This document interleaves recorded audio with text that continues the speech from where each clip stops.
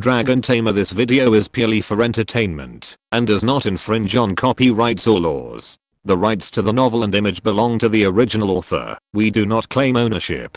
Don't like waiting and want to listen to this fanfic in full now? Subscribe to our Patreon, where you'll find the best fanfics. Chapter 301, Bloodbath in the Square, The Wrathful King, Part 1. What was that? A cry of surprise echoed from the wall the moment Gong Weeksin was injured. Kinyu and his men, who were directing the defense from the wall, had just withdrawn to their lines of defense, while Ma-Jun and his men witnessed Gong Weeksin being stabbed with a dagger. Concern crossed everyone's faces. Yun Fang was the most intense. She had just experienced the dagger attack from the woman in red. If Fang hadn't blocked it at the critical moment, she would have been fatally stabbed, not only seriously injured. Seeing the woman repeat her old trick and stab Gong Weeksin, she couldn't help but feel a wave of sadness and deep worry. Aside from Gong Weeksin's younger sister, Gong Ruohan, she and Gong Weeksin were probably the closest in the entire Ash Castle. Perhaps it was a matter of chance, or perhaps simply because they had a good rapport. The relationship between Yun Fanghe and Gong Weeksin was more than just ordinary comrades. They quickly became close friends. Seeing his friend stabbed with a dagger, the tip nearly piercing his flesh, he was overcome with anxiety and a surge of deep concern.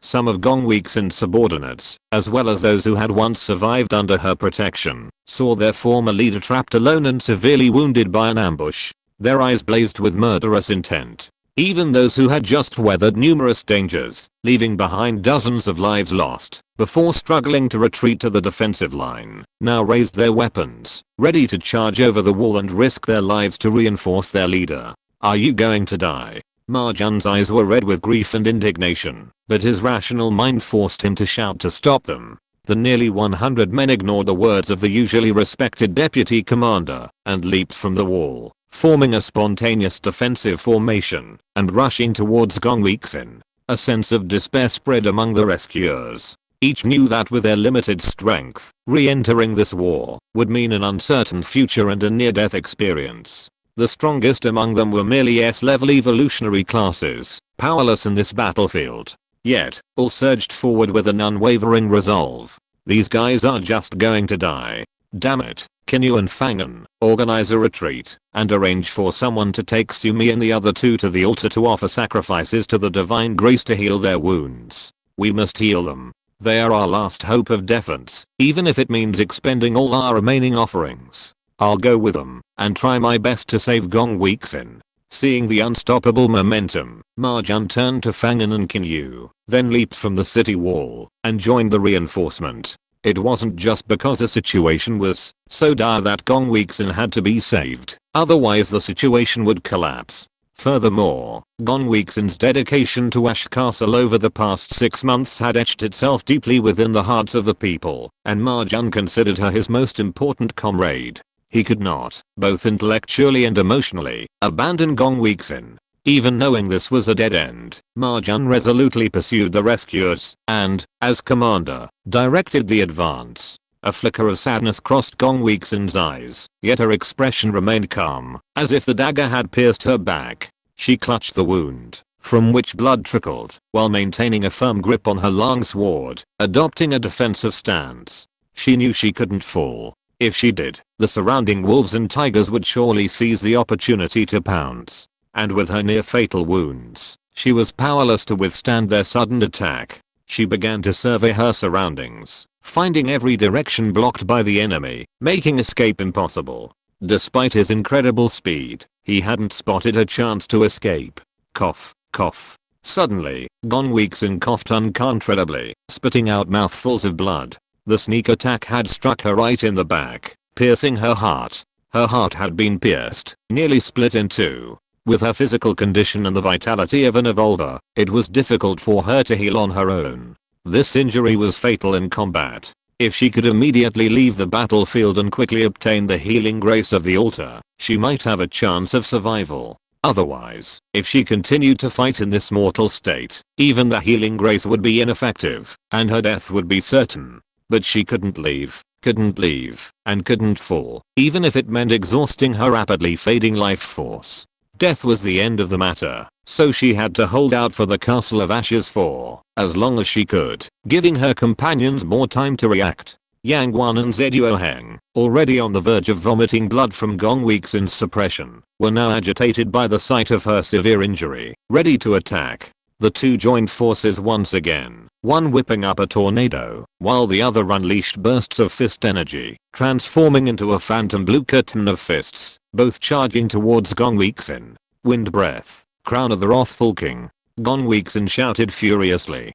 Countless air currents coalesced in the void, forming a pale blue wave of air that surged towards Gong Weeksin like a flock of birds returning to their nests. Gradually, a pale blue crown of wind, resembling an emperor's crown, appeared above Gong Weeksin. As Yang Wan's phantom blue curtain of fists and Zeduo Heng's tornado struck, the pale blue crown erupted with a dazzling azure light, from which bursts of pale blue swords shot forth.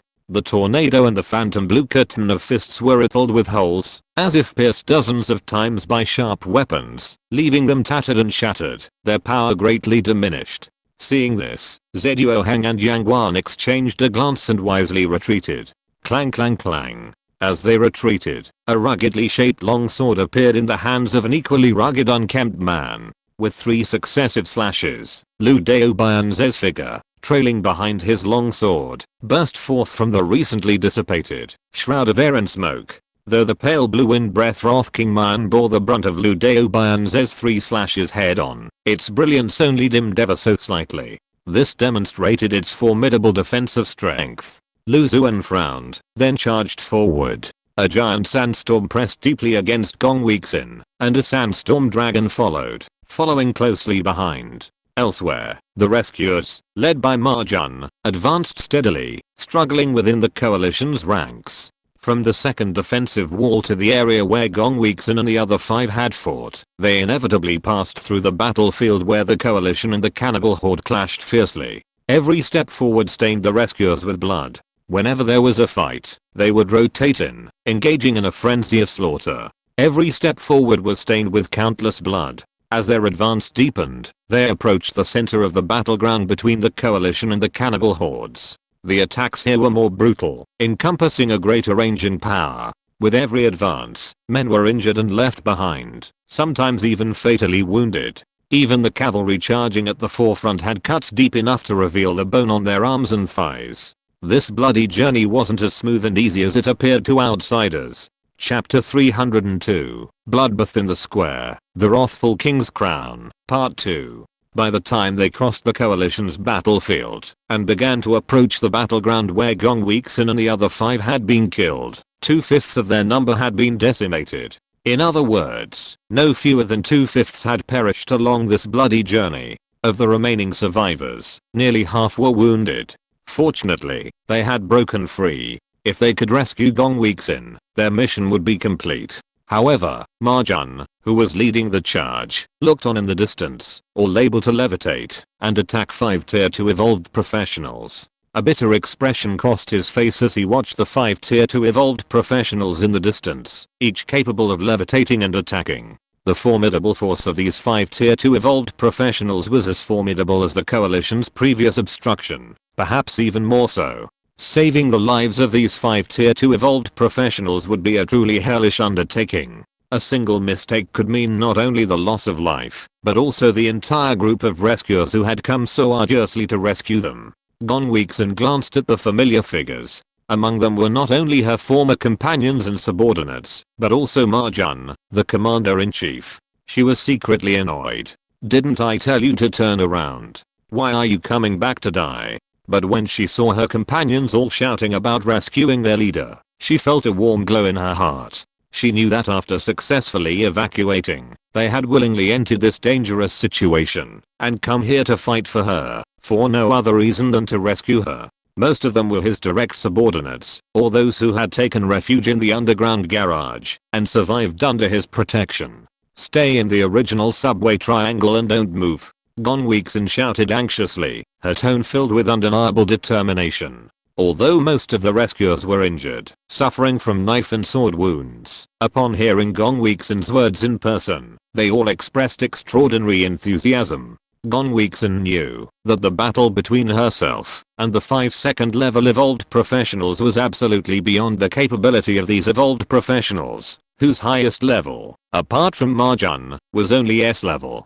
They could only huddle together and defend themselves in a military battle formation to avoid being killed. After all, no matter how powerful a second level evolver was, facing the prepared defenses of so many experienced first level evolvers, they would be like a wolf scratching at a hedgehog, completely powerless. Upon hearing this, Marjan immediately understood what Gong Weixin was thinking. The Iron Triangle defense was a special defensive formation bestowed upon the altar by divine grace, renowned for its ability to defeat the strong with the weak. However, once the Iron Triangle was formed, the formation was virtually immobile, as it could easily be disrupted from within, exposing a flaw. Even the most skilled in the Iron Triangle's defense could only move very slowly. This was why the Ash Castle Iron Guards nicknamed it the Turtle Formation. However, in this situation, this defense was the only way to help Gong Weixin. Immediately, he directed everyone to form a defensive formation similar to the Iron Triangle. The Iron Triangle defense consisted of 3 nodes, connected to form 3 lines of defense, with injured and weaker combatants placed in the center. Each Iron Triangle node was manned by an Iron Guard captain. The rescue came in the form of 2 Iron Guard captains, both survivors from the underground garage shelter who had previously been protected by Gong Weixin. They were Li Sangtao and Yang Fengchen. They were not considered weak among the Iron Guard captains, possessing strong defensive capabilities based on their physical constitutions and professions, making them ideally suited to guarding the nodes of the Iron Triangle formation at this time. The final node, facing Gong Weixin's direction, was manned by Marjan, the 3rd strongest member of the Ashes fought after Gong Weixin and Fangen, was a rare force among first level evolved classes. However, he had yet to break through to the 2nd level, becoming a 2nd level evolved class, and thus had yet to establish himself as a leader. As Gong Weixin faced 5 opponents, the 5 engaged in a round-robin attack, each teaming up in pairs to launch a tidal wave of attacks against Gong Weixin's Wind Breath Wrath Crown.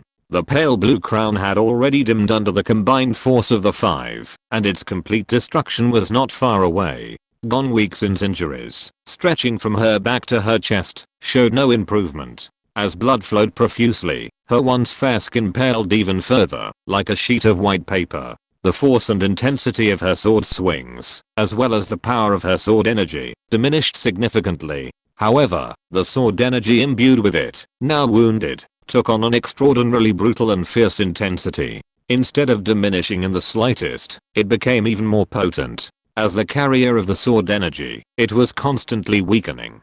No matter how powerful it was like a child wielding a broadsword. It was ineffective at injuring others and more likely to injure itself. This was exactly what Gong Weixin was experiencing. Her mortal wounds, penetrating her, and her already weakened body could no longer support or withstand the powerful sword energy and attacks she was unleashing. "Come here." Marjan, who had successfully formed a defensive Iron Triangle, shouted anxiously, watching Gong Weixin's figure gradually falter from her ease. Whoosh! Without further ado, Gong Weixin swung her sword 5 times in quick succession, emanating 5 bursts of supremely powerful sword energy, their force intensifying, forcing the 5 surrounding figures back. After unleashing those 5 brutal blasts, Gong Weixin spat out a mouthful of blood, staining her pale, weakened lips a deep crimson. Then, like a streak of white lightning, she charged towards Marjan's defensive formation. Even if she didn't join up with Marjan, there was no way these 5 would allow Marjan and his men to retreat after killing her. The only option now was to fight. One man, explode. As she dove down, Gong Weixin silently chanted. A resounding roar echoed through the sky, sending pain through the ears of everyone in Ash Castle. Above Gong Weixin, where the 5 men had just clashed in the air, a cyan explosion erupted.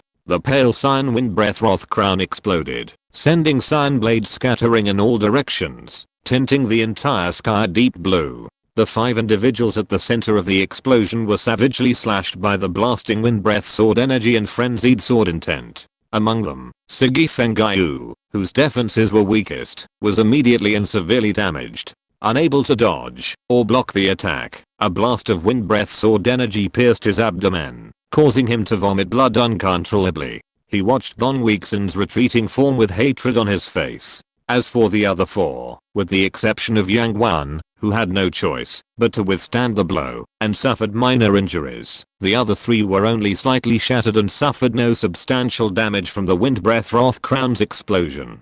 After all, the Wrath Crown's power had already been largely depleted by the 5 individuals' relentless attacks.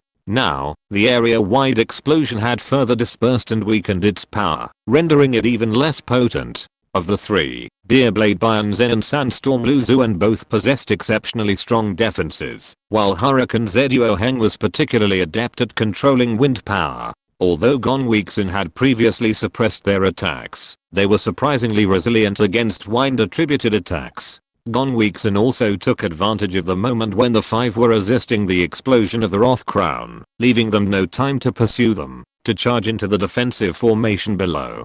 Chapter 303, Heavy Casualties, Destruction of both the good and the bad. The coalition forces, battling the horde of cannibal zombies, gradually withered, and the cannibal zombies were gradually fragmented into small, isolated groups by the shrinking coalition forces. The cannibal zombies were gradually devoured by the coalition forces. After all, this was no ordinary wilderness search Team 5, but an elite force waging war, far too numerous for a single horde of zombies to consume. Having finally overcome the zombie threat, the coalition forces, free to act freely, suffered heavy losses in the battle, but they still managed to retain over 2,000 elite combatants. The coalition forces, gradually shrinking, quickly turned their attention to Gong Weixin, Ma Jun, and others, who were currently confronting several coalition leaders. Ma Jun and his men, forming the Iron Triangle Defense Formation, all wore solemn expressions. Not far away, the cannibal zombie horde was already retreating under the coalition forces' offensive, and a sense of impending doom filled the battle formation. Everyone knew that once the cannibal zombie horde was defeated by the coalition forces, their turn would be immediately in jeopardy. The disparity in strength between the 2,000 remaining members of the coalition and the less than 100 men in the Iron Triangle formation was a stark contrast.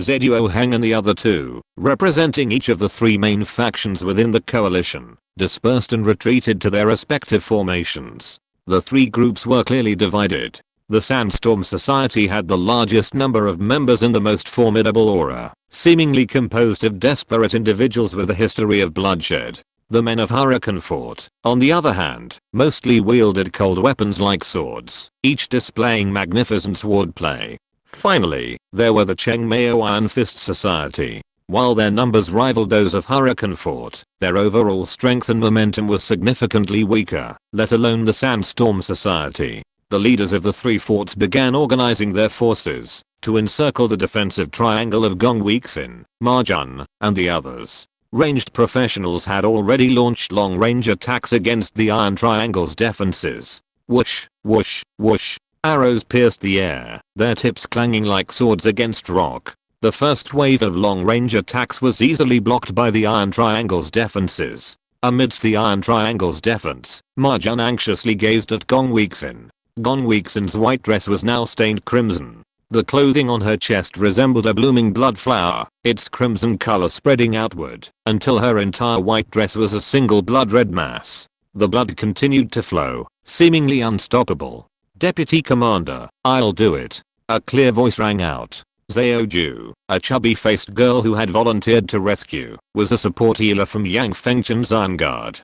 "Please." Ma Jun gently pushed the already shaky Gong Weixin toward her, offering a solemn instruction. He knew he was only good at combat, not at killing monsters. Saving lives was a complete hindrance. He had to leave the task to the professionals. Zhao Ju wasn't the most exceptional of the many healers in Ash Castle, but she was the only one who had volunteered to rescue Gong Weixin. After all, most healing professionals are completely inept at combat. Forcing them to embark on this near dead end of the road to rescue is unthinkable. Zhao Ju's profession is a water healer, one of the most common healing professions. This profession primarily utilizes water-based healing techniques. While its effectiveness isn't particularly strong among healing professions, its strength lies in its balanced and peaceful nature, avoiding the need to stimulate potential or expend vitality to achieve healing. This makes it ideal for a lengthy recovery process. However, in the current urgent battle situation, such a slow and measured approach to healing is clearly inappropriate. However, at this point, there's no other solution. Zheoju applied a high-level blood potion to the wound on Gong Weixin's back and began to use his water-based abilities to heal. A faint aquamarine glow shone continuously on the wound, and under its illumination, the wound began to heal slightly. While the wound hadn't healed significantly, and the injury hadn't improved significantly, at least the bleeding had stopped. At this rate, even if a full cure wasn't possible, at least some initial healing wouldn't be impossible. Water-based healing techniques truly had their merits. This reassured all the companions who had been silently observing Gong Weixin's condition. Before they could rejoice, a sudden, resounding bang shook everyone to their knees. Lu Zuan transformed into a sandstorm giant 3 or 4 stories tall, and with a single punch, he tore a hole through Yang Fengchen's outermost defenses. Ma Jun quickly led his men to close a gap, halting the downward trend. However, even after the gap was eventually closed, Lu Zuan's blow still killed 2 more people instantly, their shields deflated by the giant's blow. 3 or 4 more suffered varying degrees of injuries. The giant's featureless face seemed to flash with the same sinister grin as Lu Zuan's, and then he struck again. This time, Ma Jun was prepared. He led the charge, tower shield raised, and led the others. Bang! Ma Jun, along with the tower shield he was clutching, was sent flying by the punch, coughing up blood in midair. He landed on the ground, nearly shattered. While Ma Jun blocked the punch head on, the remaining force of the sandstorm fist was blocked by the combined efforts of the others. Before anyone could react, Lu Daobianze and Yang Wan, transformed into a giant star blue tiger, arrived simultaneously. As the two engaged the Iron Triangle's defenses, Zhuo Heng swung his sword, unleashing a hurricane of wind from the sky. The Iron Triangle's battle formation momentarily became chaotic, creating an opening for Lu Daobianze and Yang Wan to attack. Yang Fengchen and Li Sangtao rushed to attack, but were hobbled by Yang Wan's phantom blue starry sky domain. They barely blocked a few blows before being slashed back. Phantom blue starry sky's domain-like abilities were largely useless against those stronger than themselves, or even those of comparable strength. Only against evolvers far inferior in strength could it unleash its terrifying power. Ah! Yang Fengchen cried out in shock.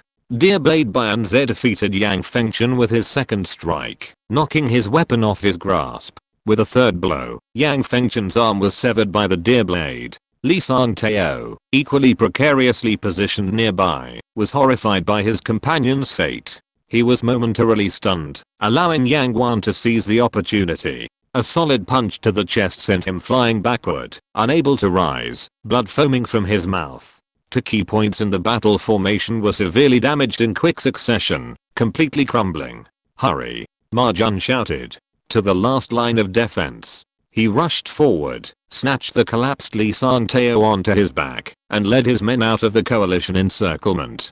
Gong Weixin, who had regained basic mobility, followed closely behind, supported by Zheoju, and began to retreat. The remaining fighters provided cover while evacuating. If you're listening to this novel on a channel other than Fanfic World, it means they downloaded and uploaded it without effort. We cordially invite you to visit our channel, Mundo Fanfic Novelos. There you'll find the original version of this story and you can explore many other novels of various genres. We're waiting for you to immerse yourself in a world of incredible novels. Chapter 304, Bloody Storm, A Touch of Love. On the wall, Qin Yu, closely monitoring the situation, suddenly made up his mind and shouted, "Open the gate, provide support, open the gate." Everyone was stunned. The enemy was so close, wouldn't opening the gate now put them in danger? However, after a moment of surprise, no one objected.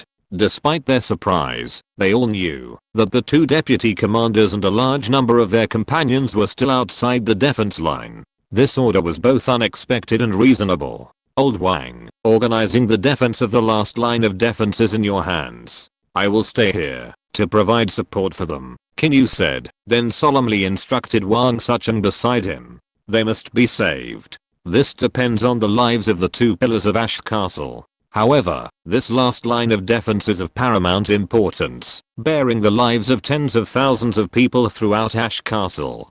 Even if they failed in this battle, it would only be a minor injury for the Three Fortress Coalition, from which they could recover. But for Ash Castle as a whole, failure would mean destruction and death. Wang Sucheng said nothing more, accepting the command. He nodded earnestly and quickly led his team toward the final line of defense. Kinyu breathed a sigh of relief when he saw that Wang Sucheng hadn't stopped him, but had genuinely agreed to lead the defense of the final line. He turned his gaze to the people fleeing from the second line of defense. Bang! The sound of a steel gate in the city wall being flung open echoed. A group of people burst through the gate. They were the Iron Guard captains and exceptionally powerful evolvers like Jin Sideo and Luo Yingren. Ma Jun and the others had already fled to within 200 or 300 meters of the second line of defense, well within the range of the heavy crossbows. Zeduo Heng, still lagging behind, seemingly in no rush to catch up with Ma Jun and the others, curled his lips into a sinister grin and said, "The fish has taken the bait.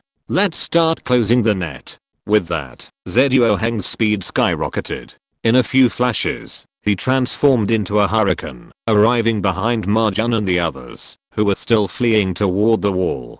Puff! With two sword strikes in quick succession, two fleeing fighters were slain, one by one. Lu Zuan and Lu Dao Bianze were intoxicated. They burst into terrifying speed, surpassing Ma Jun and his men in a matter of breaths. Without stopping, they passed Ma Jun and charged towards the defenders who had emerged to escort Ma Jun back to the perimeter. Kinyu's heart sank. No wonder these second-level evolvers hadn't been able to catch up to the wounded remnants for so long. So they were planning to capture them all in one fell swoop, waiting for the opportunity. Fold back! Kinyu shouted. Below, the Iron Guard captains, under attack from Lu Zuan's transformed Sandstorm Giant and Lu Dao Bianze's powerful Deer Blade, retreated behind the steel gates once again. These steel gates had been embedded into the flaming barrier using the barrier technique by Gong Ruohan, offering incredible defensive strength. As the two steel gates gradually receded, even the Sandstorm Giants were temporarily unable to break through. Zeduo Heng, Yang Wan, and the occasionally elusive and deadly Sigi Fengai caught up with the Ma army. Initially numbering only a few dozen, the majority of their forces were decimated in a short period of time. Almost every second, someone was being pursued and killed, or perished while protecting Ma Jun's Gong Weeksin's evacuation. Ma Jun's eyes were bloodshot, yet he dared not pause for a moment. If he were alone, it would be fine. He could have stayed and fought to the death with his comrades. However, he still had Li Sangtao, severely wounded and in shock, on his back, and Gong Ruohan and Yang Fengchen, both severely wounded and shaky, with little strength left.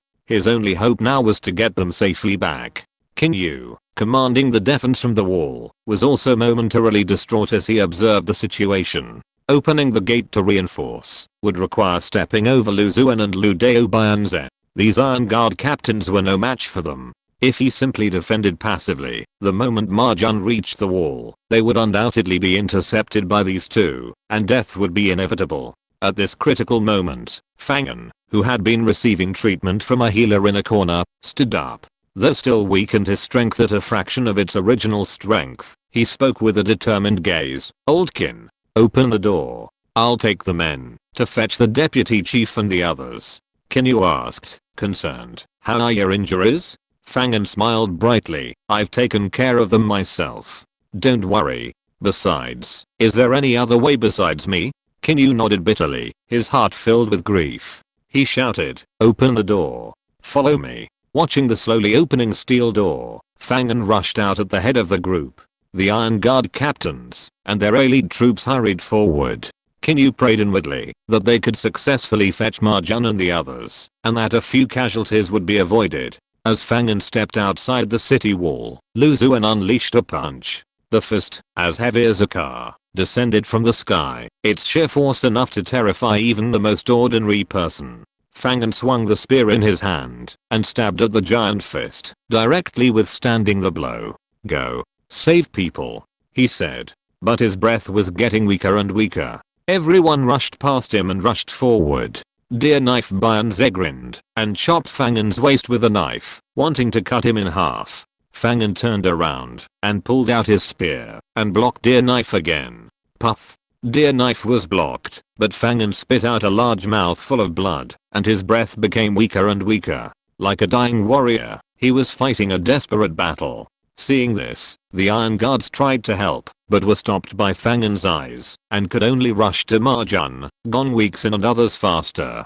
Byanze, you go deal with those guys, and don't let them connect with Marjun. I'll stop this guy who's looking for death. Lu Zuan saw the death in Fangan's eyes and spoke. Byanze nodded, and burst forth in a flash of lightning. The next moment, two approaching Ash Castle warriors were reduced to a bloody mess, severed in half by the deer head knife, their organs spilling out onto the ground. Damn it. Die. Chu Gang, whose head was drenched in blood beside the two warriors, was stunned for a moment, then erupted in fury. The two men severed were his trusted subordinates, both nearing S level, yet they were cut in half without a second's reaction. Instantly, two bolts of lightning condensed in his hands and blasted towards Deerhead Knife Byanze.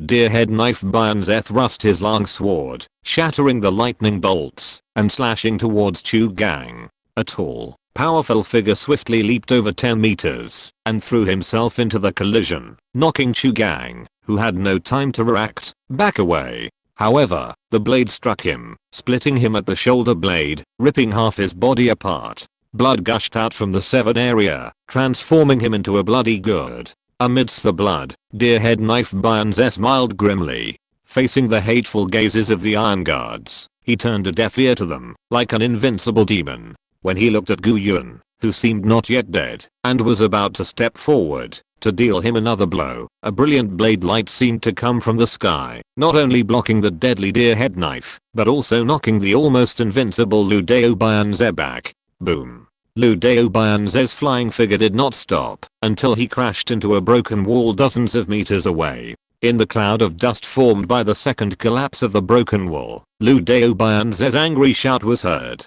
Who attacked me? Chapter 305, Storms Rise. He has returned. Part 1. Ever since Liu Ming mysteriously vanished overnight from his residence in the treetop villa, the situation in Ash Castle has deteriorated. Not only has the points system and class division system Liu Ming established before his disappearance been repeatedly questioned by those who followed him, but even more unexpectedly, without Liu Ming's iron-fisted approach, some newly arrived evolved classes, confident in their strength, have repeatedly challenged the de facto leaders of Ash Castle, including Marjan, Gonweeksin, and Qin Yu. However, the temporary decision makers in Ash Castle, accustomed to Liu Ming's final say on all important matters, hesitated to take drastic action out of concern for his rules. This, in turn, allowed the provocateurs and the chaotic element to flourish. Suddenly, Ash Castle was in chaos, with all rules and regulations rendered meaningless. Thugs expelled from other settlements also infiltrated Ash Castle, turning it into a den of iniquity. The power of these newly arrived chaotic elements snowballed, rapidly growing immensely. Even the leadership, intent on suppressing the situation, seemed powerless. The two sides remained in a stalemate, the leadership hoping to eliminate the destabilizing factors with Liu Ming's return. Meanwhile, the Chaosers frantically amassed strength, aiming to overthrow the leadership of Ash Castle and ultimately usurp their power. However, as time passed, Ash Castle's existing power weakened, while the Chaosers grew stronger. Liu Ming remained completely invisible, seemingly vanishing. Amidst this turmoil, a Chaos leader emerged who could rival Ash Castle's most powerful opponent, Gonweeksin. This rift between the two sides, a fraught relationship, shattered to its core. The powder keg was ignited, and civil war erupted within Ash Castle. The conflict, which lasted a month and a half, severely eroded the organization's strength. Even Zhao Chen, the former search captain, whom Fangan had succeeded as captain, perished during the turmoil. The powerful chaos leader personally decapitated his head and displayed it on a flagpole to bolster the rioters' momentum. However, despite the thugs' overwhelming strength, the support of the Ashford survivors ultimately overcame good. The Chaos Force's attempt to usurp power was thwarted, while their leader and his minions, due to their limited strength, were spared utter destruction. They were permanently expelled from Ashford and even from Wuling City. It was during that civil war, that turbulent period, that the Ashford leadership, accustomed to Liu Ming's decisions and his appointed role as his puppets, truly forged themselves in the blood and fire. Liu Huchuan is a prime example. The death of Zhao Chen, with whom he had a close relationship, during that civil war deeply affected him. He quickly transformed from his usual unreliable, playful, and abusive image to one that no one could trust. While still sporting the same smile, he shifted from a carefree attitude to a hands-on approach to everything. The team members, accustomed to their captain's unreliability, took a long time to adjust to his newfound reliability. During that turmoil, Liu Huchuan finally understood that with his boss gone, he had truly become a nobody. A few outsiders had nearly seized control of Ash Castle, completely usurping its power and even robbing everyone of their lives, leaving them in his hands. This shouldn't be the case. This can't be the case. He cried in his heart. He was one of the earliest veterans to follow Liu Ming at the dawn of the apocalypse. Even if his limited strength and abilities prevented him from expanding and strengthening the foundation his boss and his companions had painstakingly built, he must at least help his boss protect it until he returned. Hand it over intact to him. This thought, once incessantly, lingered in Liu Huchuan's mind. This idea, or rather, this goal and hope, was the foundation of his rapid growth, his transformation from a qualified thug into a qualified commander and leader. I wonder if I'll ever see the boss again, Liu Huchuan thought to himself as he spontaneously led his elite troops through the second line of defense to meet Ma Jun, Gong Weixin, and their companions. He had a premonition that, unless something unexpected happened, only 1 in 10 of those sent to meet the reinforcement would survive. As he watched Lu Daobian's blade strike Gu Yun, he knew his premonition had come true. The moment Lu Daobian's second strike landed, he lunged forward, intent on saving his friend from the deadly deer-head blade. But he was too far away to reach him. The next moment, his friend's head would be chopped off before him. He couldn't bear to imagine that scene anymore. His hands and feet went cold, and he felt a long-held fear of what was about to happen. He wasn't afraid of death, but knowing his friend was going to die, and having to watch him die, filled him with a terrifying fear. Liu Huchuan's mind went blank, and he instinctively rushed forward, even if there was no chance, to try. What if? Could he save him?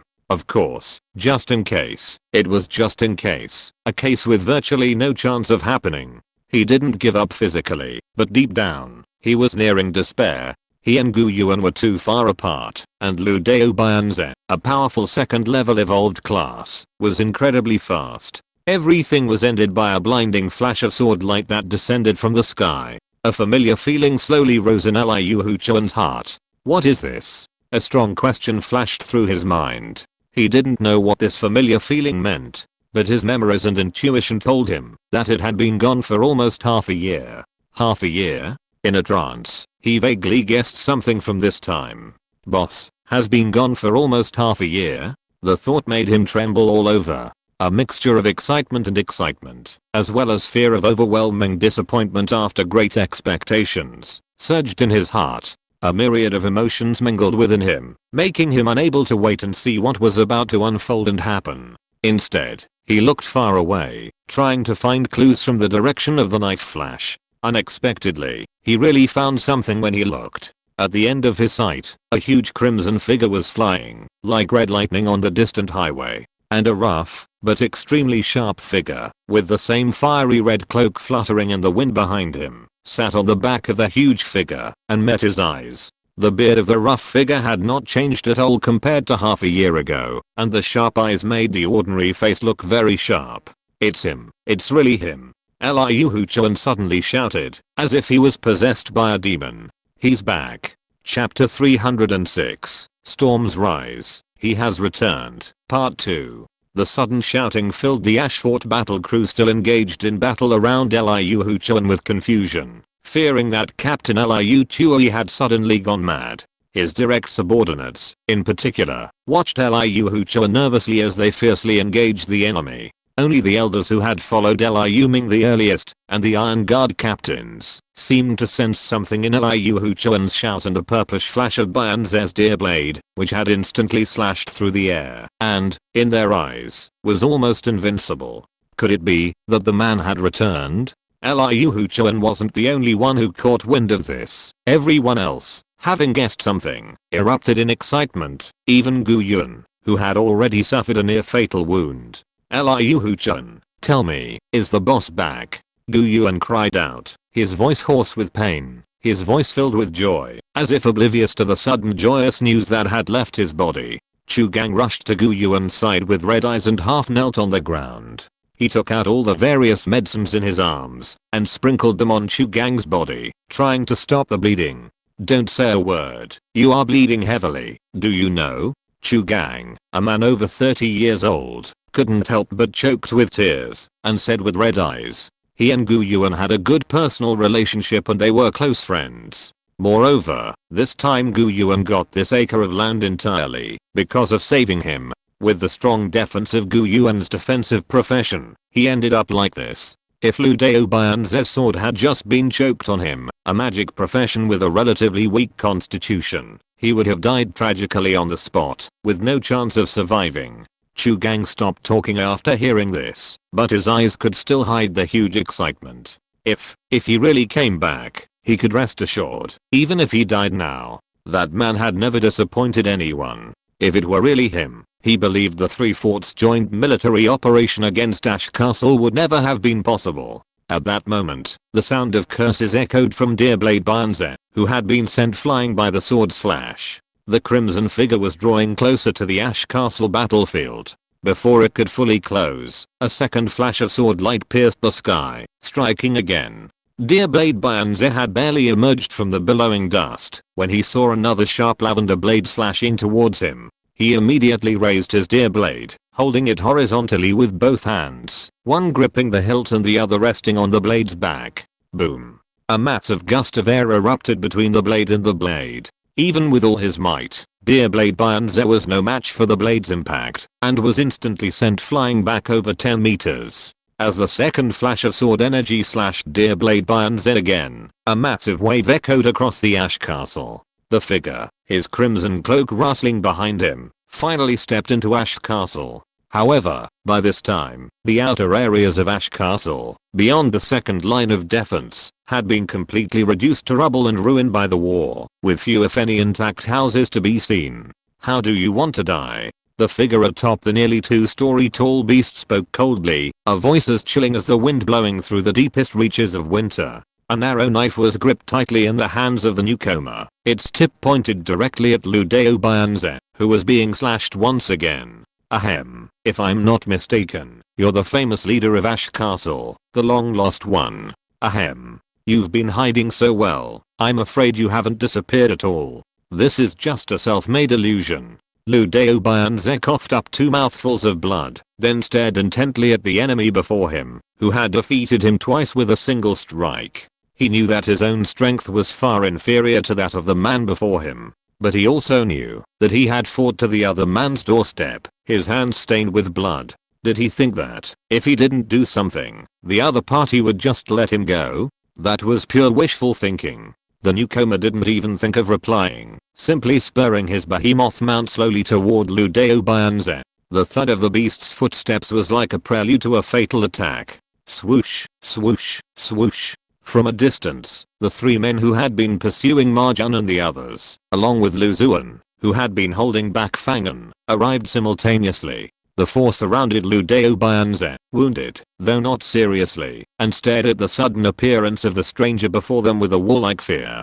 The voice was familiar only to Lu Zuan. You're finally here. I've been waiting for you. Lu Zuan gritted his teeth, his eyes filled with deep hatred as he glared at the figure before him. The newcomer remained deaf to their words, simply continuing his steady pace toward the group. The beast's footsteps, like the drumbeat of death, hammered at their hearts. Even the weakest, Yang Wan and Cigui Fengyu, broke into a cold sweat. He knew it wasn't fear, but a powerful pressure of might, a dual application of might and domain.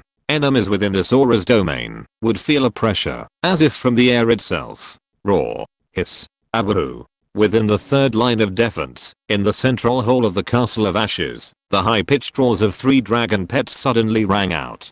Arfei, the least injured winged claw dragon snake, was the first to burst out of the hall. Though his injuries hadn't fully healed, they had largely recovered. Now, soaring through the air like a giant dragon, he flew towards the second line of defense, heading directly for this mysterious enemy. Immediately afterwards, Sumi, the phantom flame purple-tailed cat, transformed into a streak of purple lightning and rushed out of the hall in the same direction. Finally, Ji Zhenrong, after dashing recklessly out of the hall, burrowed into the ground and disappeared, leaving only the rumbling sound of his figure echoing underground, the sound spreading in the same direction as the other two dragon pets. Seeing the three dragon pets rushing in the same direction with such excitement, anyone who knew the masters of the three dragon pets, even the most obtuse, would understand what had happened.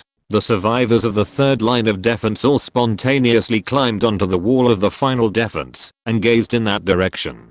"Long time no see," the burly figure said softly, a smile tugging at the three figures swiftly rushing toward him from above, below, and underground. A soft expressionless expression flickered across his stiff, expressionless face.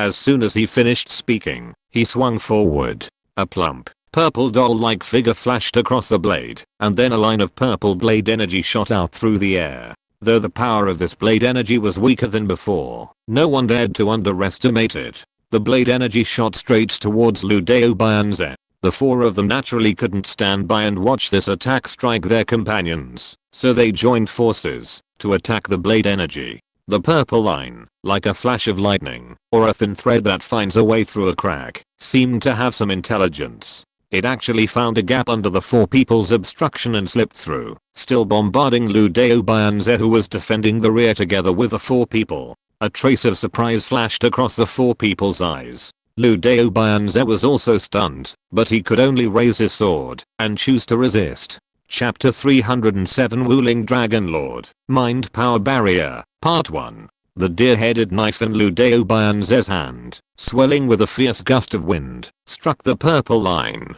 He felt as if he were not struck by the terrifying man's sharp blade, but rather by a thin piece of paper, with no sense of force from the blade. Before he could comprehend what had happened, the purple line passed through the blade like a beam of light. The intense deadly thread suddenly struck him, startling him. In a split second, Liu Baoyanze had only time to desperately twist his body, trying to avoid the blade's attack. Then, Liu Baoyanze felt a sharp pain in his chest. A finger-thick, penetrating wound appeared. The purple line pierced his chest directly, piercing from the center to his back. The purple light, even after piercing Liu Baoyanze's body, did not dissipate, but continued to rage in his bloody hole. For a moment, the purple light flickered and sizzled within the bloody hole. Liu Baoyanze's face contorted, as if experiencing immense pain. This purple line was naturally the absolute sword key unleashed by Liu Ming, utilizing the sword spirit Zitong and the absolute sword. Furthermore, compared to ordinary absolute sword ki, this absolute sword ki that directly crippled Liu Baoyanze was also enhanced by Liu Ming's telekinesis. Therefore, the sword ki's speed and destructive power were so immense that even Liu Baoyanze could not withstand it. Why? At this moment, the five finally realized Liu Ming's strength. His energy level was clearly only A level, a mere trifle they could easily crush. How could this small-time villain, who had so easily inflicted a heavy blow on Liu Baoyanze, have so completely reversed the situation? The group was baffled. This was beyond their comprehension. Once upon a time, they could only imagine that someone so much lower in energy level could inflict such heavy damage on their companions. However, the situation did not allow them to dwell on it. Even though this terrifying individual was only air level, his unfathomable combat power and tactics were undoubtedly far more formidable than those of a typical second level evolved class. No one could believe that an A-rank evolver could radiate such bizarre and terrifying sword energy. Liu Baoyanze felt the power of this sword energy most profoundly. He felt like a pile of rotten meat frying in a frying pan. The purple sword energy still raged within him, and no matter how hard he tried, he couldn't dispel it. Without dispelling this strange energy, his wounds would never heal. This also prevented him from using his full strength. If he did, the wounds would bleed profusely, and the ravages of the purple sword energy, like maggots on the tarsal bones, would be impossible to stop. Even though he was a second rank melee evolver, with a physique far superior to that of an average evolver, if the bleeding continued, not only would he be unable to withstand it, but his strength would also steadily decline. Liu Ming was caught in a dilemma, unable to attack, and unable to heal his wounds. Meanwhile, Liu Ming, who had just dealt a severe blow to Bianze, seemed in no rush to attack. Instead, he gazed at the figure rapidly approaching from the sky. The winged-clawed dragon snake had grown considerably larger since its disappearance into the alternate dimension. Its body alone measured nearly 50 or 60 meters, resembling a train soaring through the sky. Its head alone was larger than and nearly the size of a room. Its jet black scales gleamed in the sunlight, gleaming like black jade. Its mouth was filled with ferocious fangs, its pupils were cold and ruthless, and its aura was as cold as the abyss. However, upon approaching Liu Ming, this ferocious beast suddenly transformed, like the winter snow fading into the spring blossoms, revealing an expression akin to a human's joy. Its snout cracked, its pupils narrowed, its head swayed unsteadily, and even its ferocious features took on a festive air. Its room-sized head gently nudged Liu Ming's back, amusing him. Who could have imagined it had grown so much in just 6 months? Its size was at least 2 or 3 times larger than before its disappearance. Seeing one of the guardian beasts, a winged-clawed dragon snake, who treated everyone with impunity except for his servant Zheng, so affectionate with this mysterious man, everyone immediately knew his identity. Aside from the leader, who had been missing for 6 months, no one else could possess such affection from the winged-clawed dragon snake. As the strongest of the 3 dragon pets, the winged-clawed dragon snake's temper was proportional to its strength, sometimes even disregarding Marjan and Gong Weixin's respect. Meanwhile, the winged-clawed dragon snake, feared and unapproachable by all the survivors of Ash Castle, danced around the terrifying man like a playful child, occasionally nudging his back with its massive head. Liu Ming leaped from the Kangal blood beast's back, instantly leaping over 10 meters high. The winged-clawed dragon snake immediately waited in the direction of Liu Ming's leap. When Liu Ming's strength wore out, he leaped 10 to 20 meters into the air. With no support, and no desire to use his flight ability, he finally landed safely on the winged-clawed dragon snake.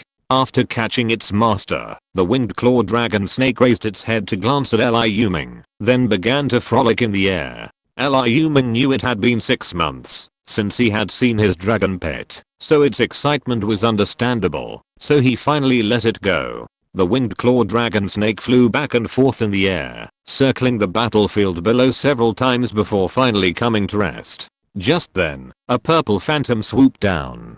Liu Ming chuckled softly and reached out to embrace the purple figure. A half-human-sized tiger-like creature crashed into Liu Ming's arms. It was Sumi, a miniature Sumi in its miniature form. Long time no see. Liu Ming said softly, rubbing Sumi's large head firmly, his voice soft and gentle, as if he were talking to himself. Meow. Sumi, incredibly excited, opened its mouth and licked Liu Ming's face, dripping with saliva. Liu Ming gave a helpless smile and ordered the winged-clawed dragon snake, get down. They were still flying over 20 meters in the air. As the winged-clawed dragon snake slowly descended, with a resounding roar, the concrete floor suddenly bulged inward, eventually creating a large hole.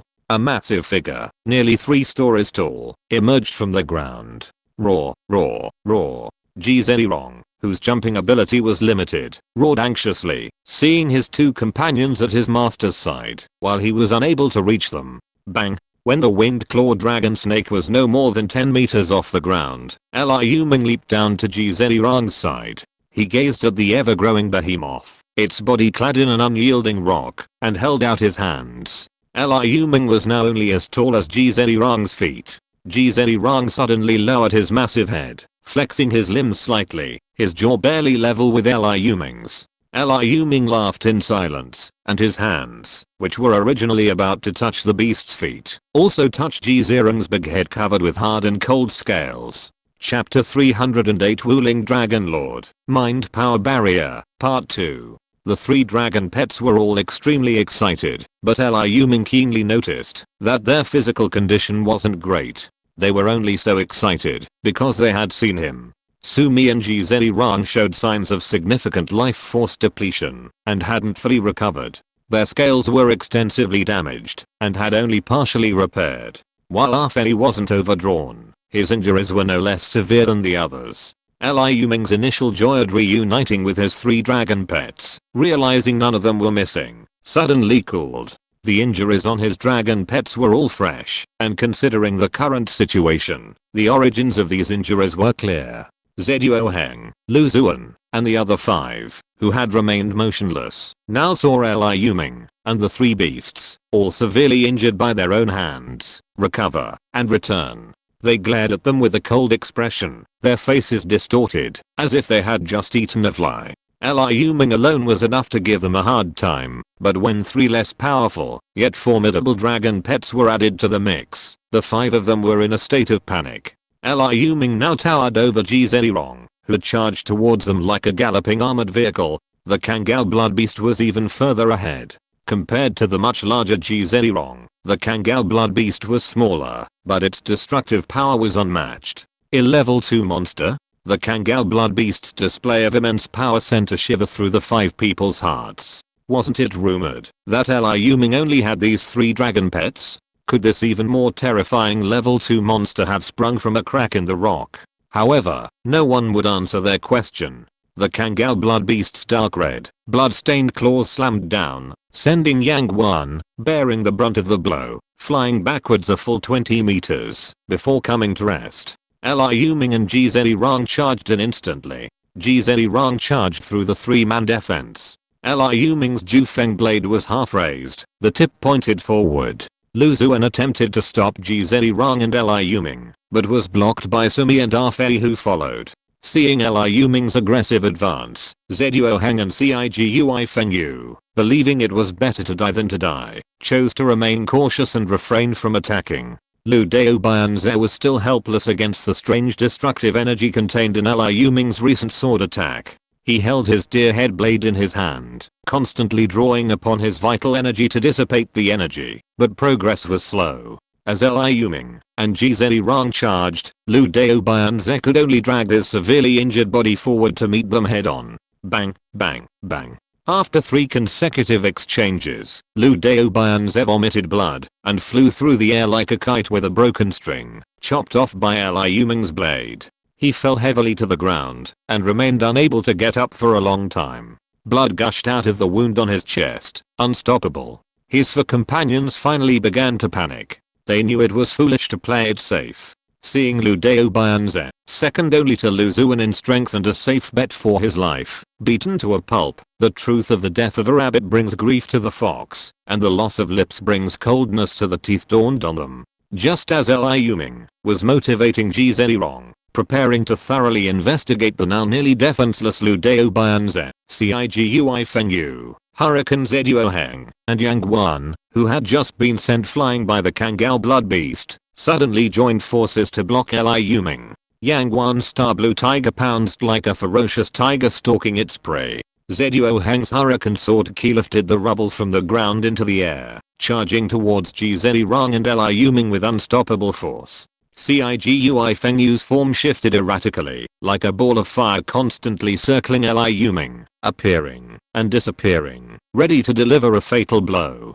Seeing this, Liu Ming scoffed. He urged Zhuo to speed up, charging head-on into the incoming attack. His attack was effortless, unconcerned with the consequences. If Zhuo and the 3 combined, a head-on collision would have been a bloodbath, a tragic death on the spot. However, they weren't just dealing with Zhuo, they were also carrying Liu Ming on his back. The shattered walls and gravel, whipped up by countless hurricanes, crashed into Zhuo and Liu Ming like an invisible barrier, like ripples of rain hitting a lake. But not even a single stone could breach the barrier, and Liu Ming was closing in on them. Cigui Fengyu gritted her teeth, ready to strike. She was walking a tightrope at the moment. If she didn't act amidst this chaotic situation, her allies would be slain one by one, and she would face this terrifying man head on, facing an even more horrific fate. Whoosh! With his resolve made up, he streaked forward like a flash of red lightning.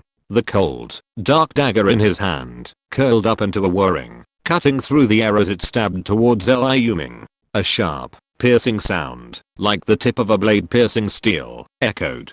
A flicker of horror crossed Cigui Fengyu's face. Her thrust, like Zhuo Heng's hurricane sword energy attack, was powerless to penetrate the invisible barrier. Just as Cigui was at her wit's end, Yang Wan, transformed into the star blue giant tiger, pounced. Bang, bang, bang. The star blue tiger tirelessly struck the invisible barrier, ripple spreading outward, yet the barrier remained as solid as ever. An opportunity. Cigui Fengyu's mind struck. Her keen senses finally detected a weak spot in the barrier, under the combined attack of the hurricane sword energy and the star blue giant tiger. With a sudden, sharp sound, the sharp knife pierced through a solid object. Cigui Fengyu's figure suddenly accelerated, flashing red lightning before everyone, breaking through the invisible barrier. The next moment, the dark dagger was about to pierce Liu Ming. Liu Ming still showed no intention of stopping. Instead, he continued to incite Jizirong, accelerating him. A flicker of joy crossed Cigui Fengyu's eyes. "You're courting death. Don't blame me." She had never expected someone to dare to react to a second-level assassin's self-sacrificing attack, already so close. She didn't know if he was arrogant or just stupid. But Cigui Fengyu decided to praise him as a kind person.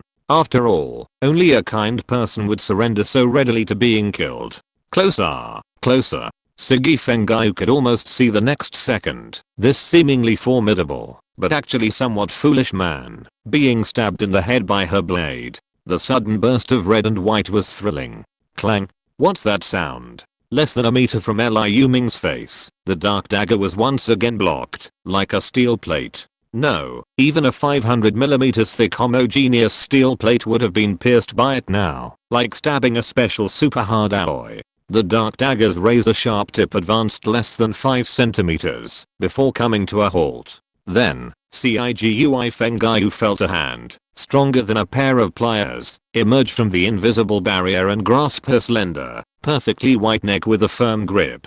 Chapter 309, Furnace Flame, Death of Cigui. Cigui Fengyu was strangled by the neck, his entire body lifted into the air by the hand's owner.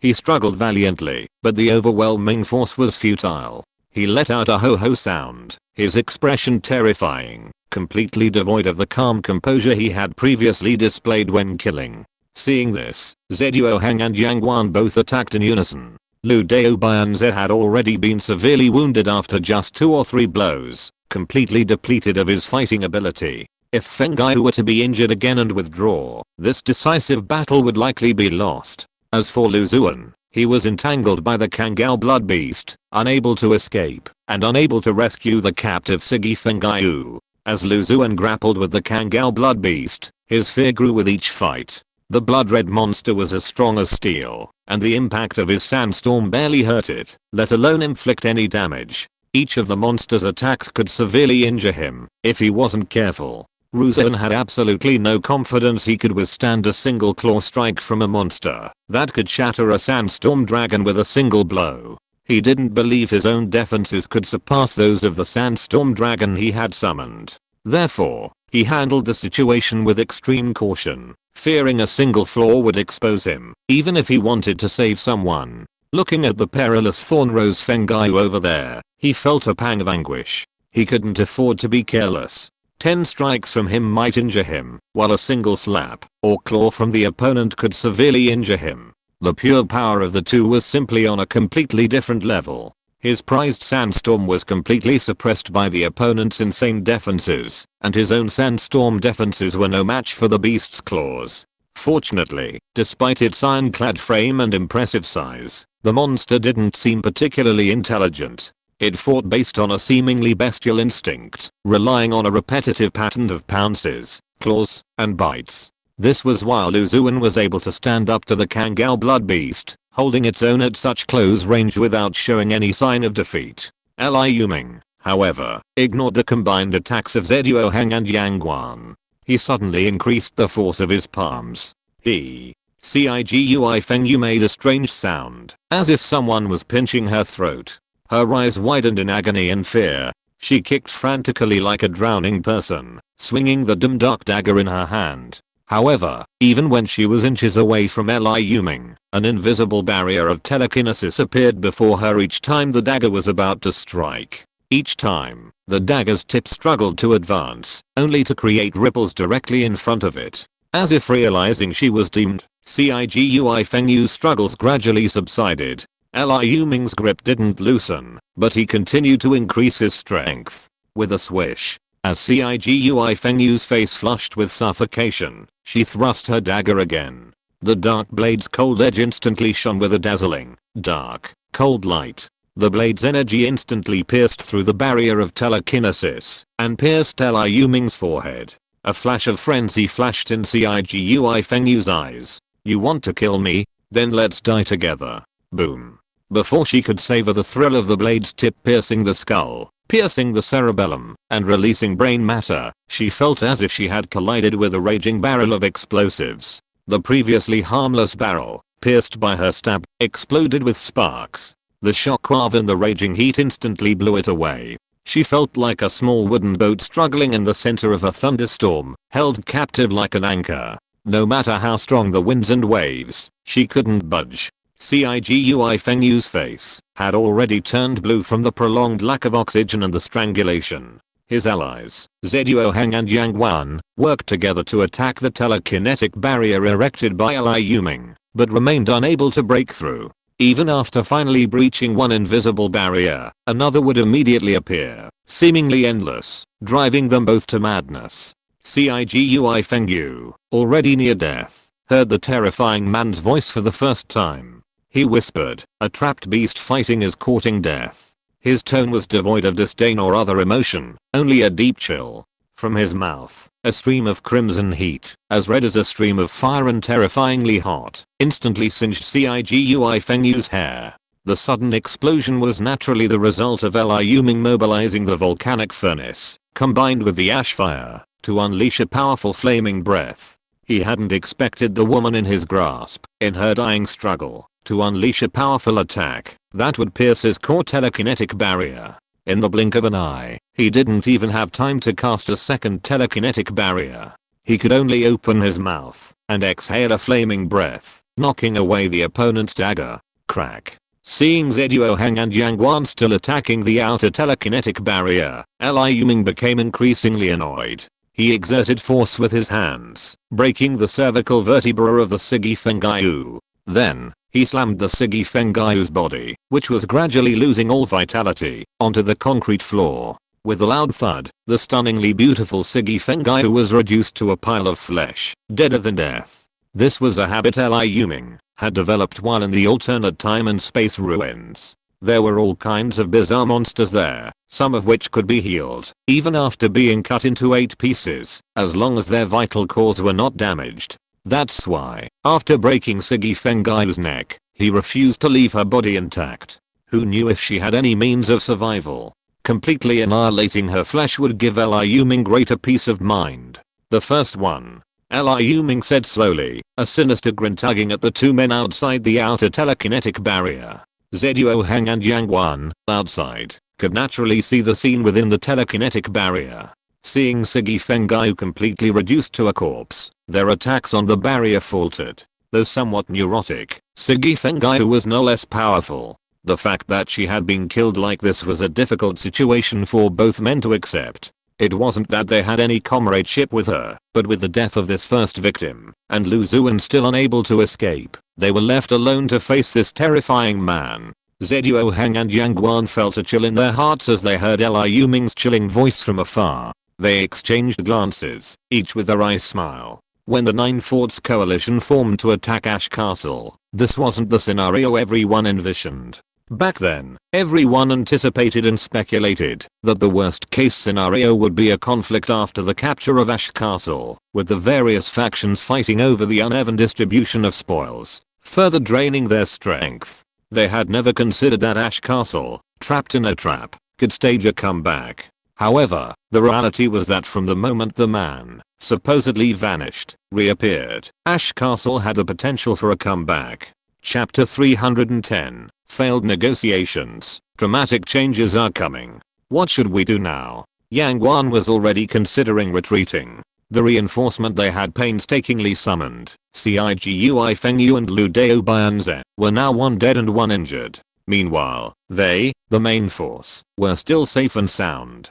This made them somewhat relieved, but more importantly, they realized the vast disparity in strength between themselves and the man before them. Just now, he had killed one of the 4 combined forces and severely injured another. Now, with only the 2 of them left, the situation had taken a turn for the worse. It wasn't that he was afraid before the battle, but rather that this battle was hopeless, and continuing would be a futile act of suicide. Ask for peace, Zhuo Heng said bluntly. Even if we want to ask for peace, we have to see if the other party agrees. Yang Guan was somewhat dissatisfied with this poor idea. It doesn't matter whether he agrees or not. If he agrees, we can retreat safely. If he doesn't, can't we just separate and escape? Zhuo Heng seemed to see what Yang Guan was thinking and said sarcastically. By this point, the military operation against Ash Castle had clearly failed. They hadn't even reached the third, final line of defense they'd learned from the traitor, only to be overtaken by this sudden appearance. Though both men were deeply resentful, the reality remained. Having built such a vast empire in the apocalypse, they were no fools. They knew the priorities and acted decisively. They halted their offensive, floating side by side in a coordinated defensive stance. Even if they were seeking peace, they still had to be prepared for a murderous attack. Zhuo Heng said in a very humble tone to the unkempt, bearded man in front of him, who was not good looking except for his fierce temperament. Hearing is believing. I believe you are the founder of Ash Castle, Mr. Liu Ming, the powerful man known as the Dragon Breeder. It is unexpected that we have a military conflict with your department due to the wrong intelligence of our subordinates. Why don't we stop here and withdraw our troops immediately? After speaking, seeing Liu Ming's still expressionless face, Zhuo Heng continued, we are willing to compensate Ash Castle for all the losses caused by this military operation, and even send laborers to repair the buildings and walls of Ash Castle that were destroyed in the war. After speaking, he could see that Liu Ming still had no expression on his face.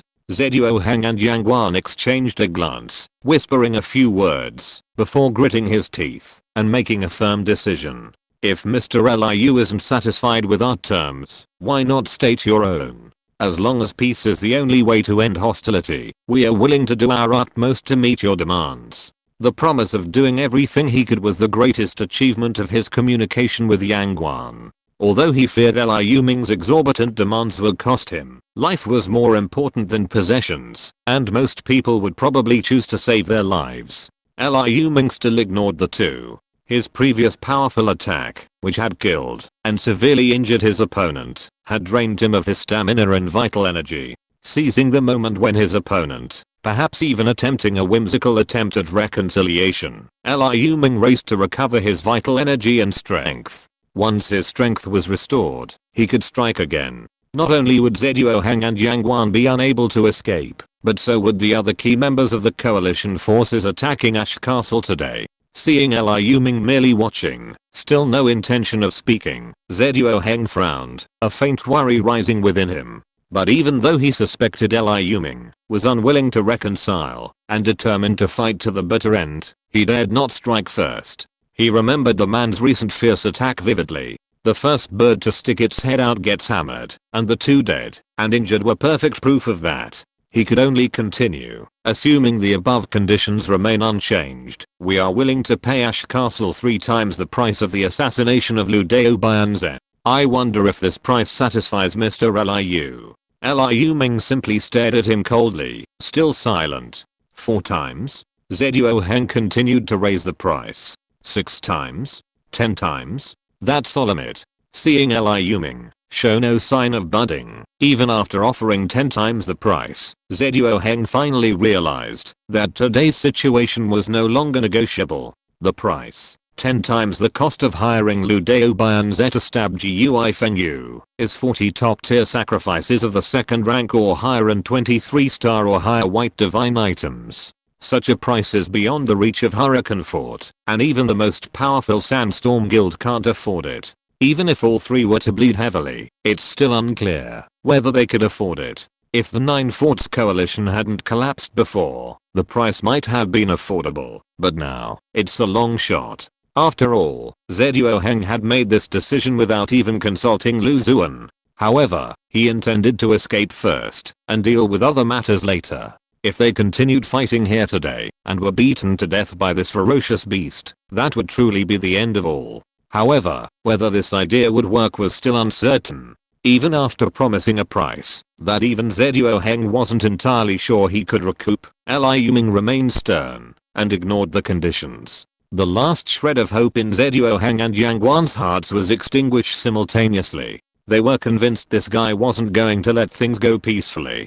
They were puzzled. Even though their two strongest allies had been annihilated, the 2,000 evolved warriors that remained were a formidable force. If they had truly chosen to escape, with the allied forces blocking their way, they could have surely escaped. However, these remaining 2,000 men were practically the strongest and most loyal of the three forts. Their elite corps, brought in to attack Ash Fort in hopes of securing their own gains. If they were all defeated, the situation in the three forts would undoubtedly destabilize. It was uncertain whether they could even maintain their position as leader.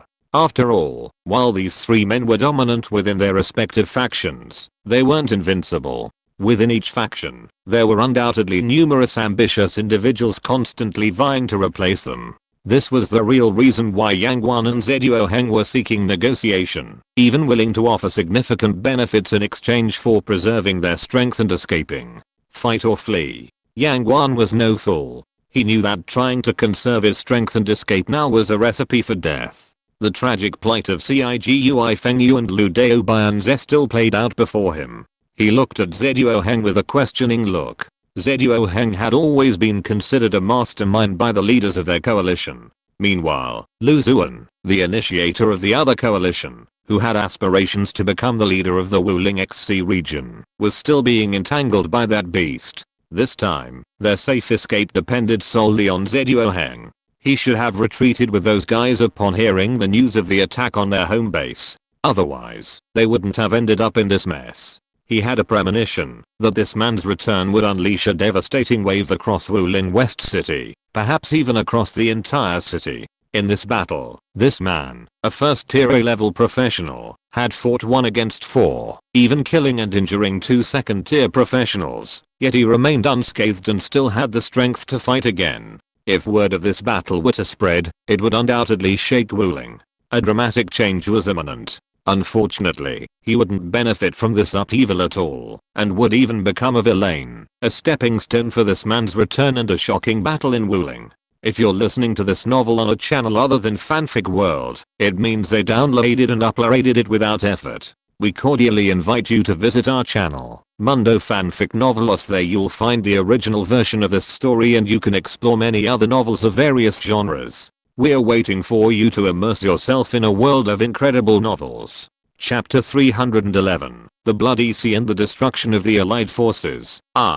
Since negotiations failed, the only option was a desperate battle. This was a principle even a reckless man understood, let alone true heroes like Yang Guan and Zhuo Heng, who had forged a vast empire amidst the struggles of the apocalypse. Zhuo Heng didn't answer Yang Guan's question about what to do next. Instead, he silently drew his long sword, which he had already sheathed once the negotiations were successful, and gave Yang Guan a wink and a subtle nod. Yang Guan understood, his phantom blue boxing glove slowly glowing with a deep blue luster. He instantly exuded a commanding aura, clearly understanding Zhuo Heng's hint and gathering strength for the upcoming battle. Zhuo Heng's intentions were obvious to him, even without him saying a word. It was simply a matter of joining forces for another battle, but this time, of course, it wouldn't be a head-on confrontation like before. As for the strategy, he believed Zhuo Heng, a man full of evil intentions, already had a plan in mind, and all he had to do was cooperate. It had to be said that despite his simple mind and powerful physique, Yang Guan's ability to judge and utilize people was truly exceptional. Every member of his Chengmeo Iron Fist society who reached mid and high level positions was a scoundrel of wickedness, their heads weeping, and their feet festering. In peacetime, they would be a social cancer, the target of media coverage and condemnation by all the knowledgeable on Weibo. However, in this dark age of moral decline and the collapse of social ethics, these individuals are the most resilient. These utterly wicked individuals are willing to do anything to survive. Yang Guan exploited their urge to survive, coercing them into his own hands.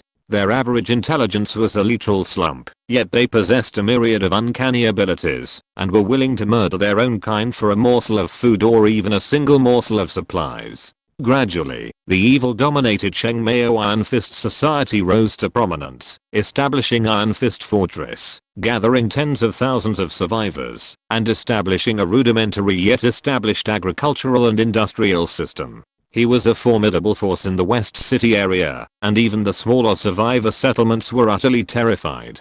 They would grit their teeth in anger when they drew their fists, but ultimately, the vast disparity in power left them helpless. Help Lu Zuan escape first. Only if we three work together can we stand a chance. Zeduo Heng shouted to Yang Guan, then leaped to the area where Lu Zuan and the Kangao Blood Beast were locked in combat. One of them transformed into a sandstorm giant, while the other charged forward like an armored vehicle or tank, recklessly. Wherever they clashed, buildings crumbled, and the rubble crumbled a second time into rubble. The overwhelming force sent the remaining cannibal corpses on the battlefield fleeing in panic, driven by their survival instincts.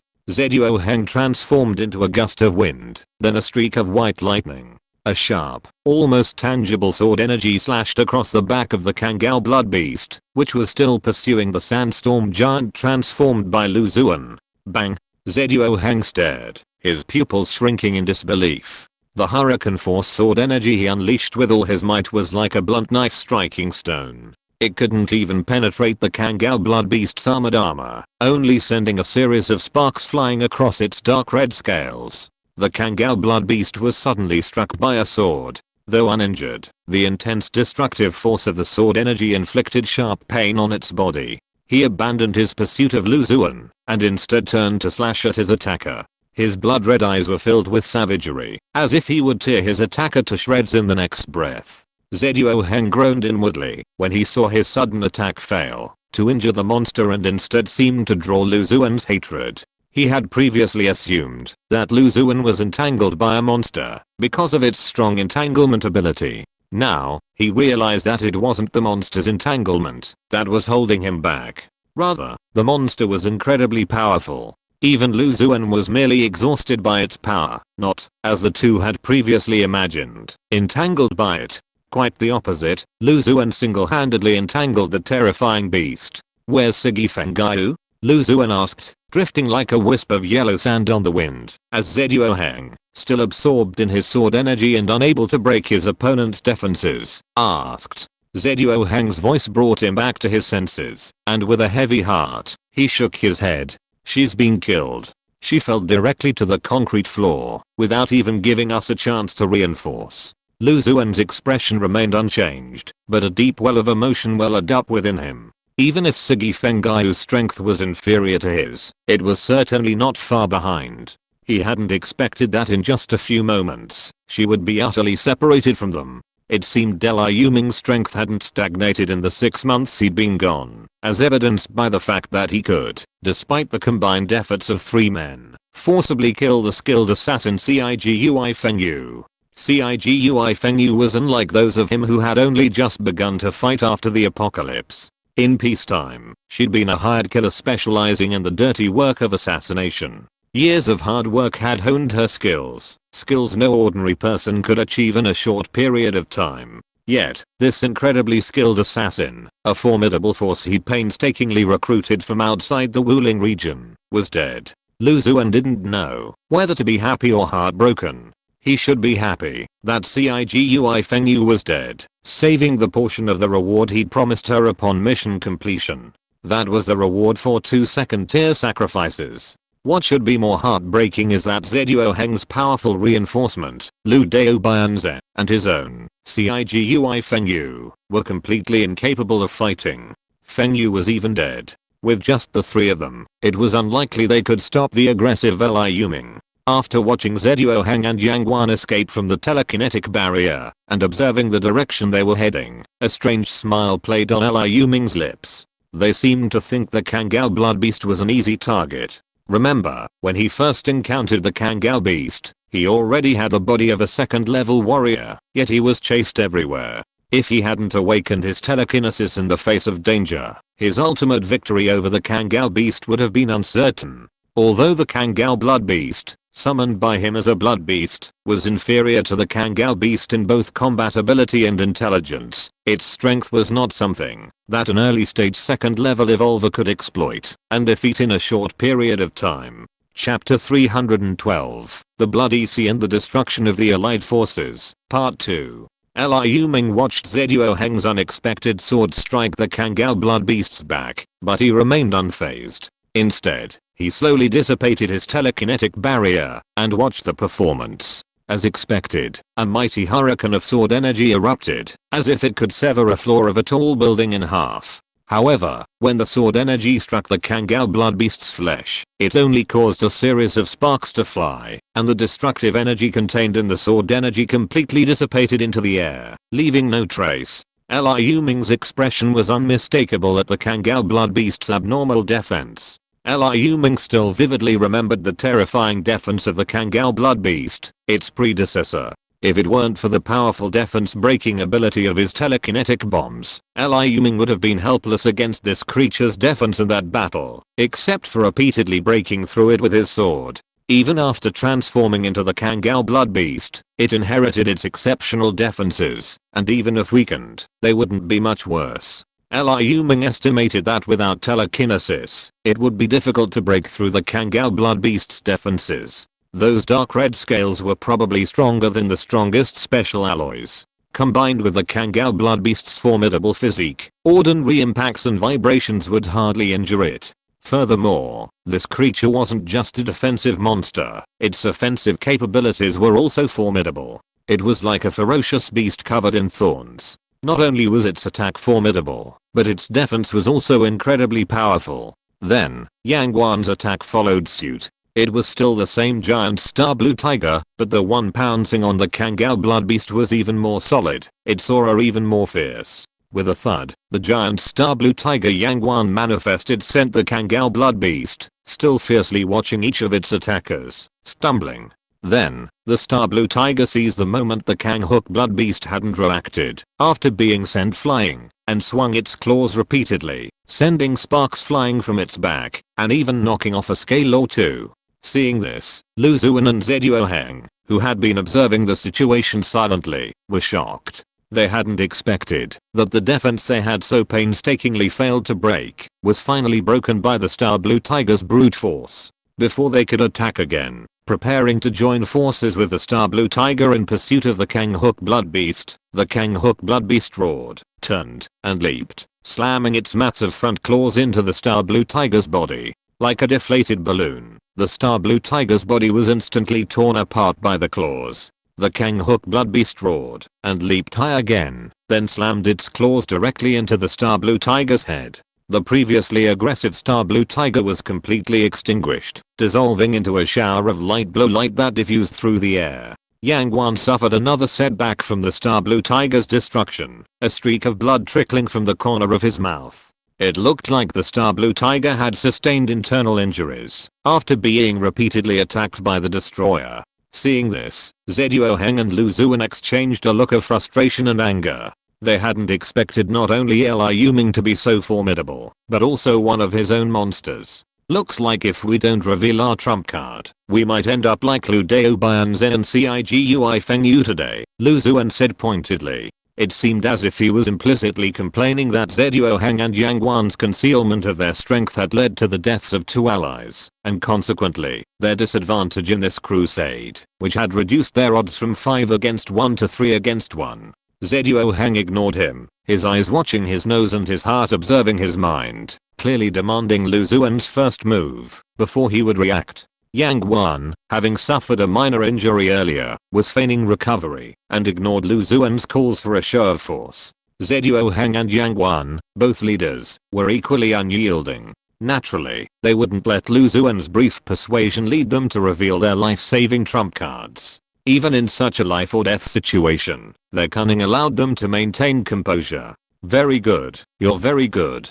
Lu Zuan, upon seeing their indifference, chuckled in anger. He knew his two allies well. He had been the initiator of the Nine Fortresses military operation against Ash Castle, yet it had culminated in so many setbacks that, not only had they gained nothing, but had even led to their own collapse. These men were undoubtedly resentful of him, and further persuasion was futile, so he decided not to offer further advice. Since you insist on stalling, I'll take action first. But I warn you, don't wait until you're beaten to death like Feng Yu, still clinging to your trump card and refusing to use it. With a pained expression, Lu Zuan pulled a small grey gourd from his bosom and clutched it tightly in his hand, as if cherishing it with all his heart. Then, with a leap, another cloud of dust billowed through the air as he leaped into the center of the dust. The inconspicuous, grey gourd spun rapidly amidst the swirling sand. When Lu Zuan uncorked the wooden stopper, streams of dark yellow sand gushed out seemingly endlessly.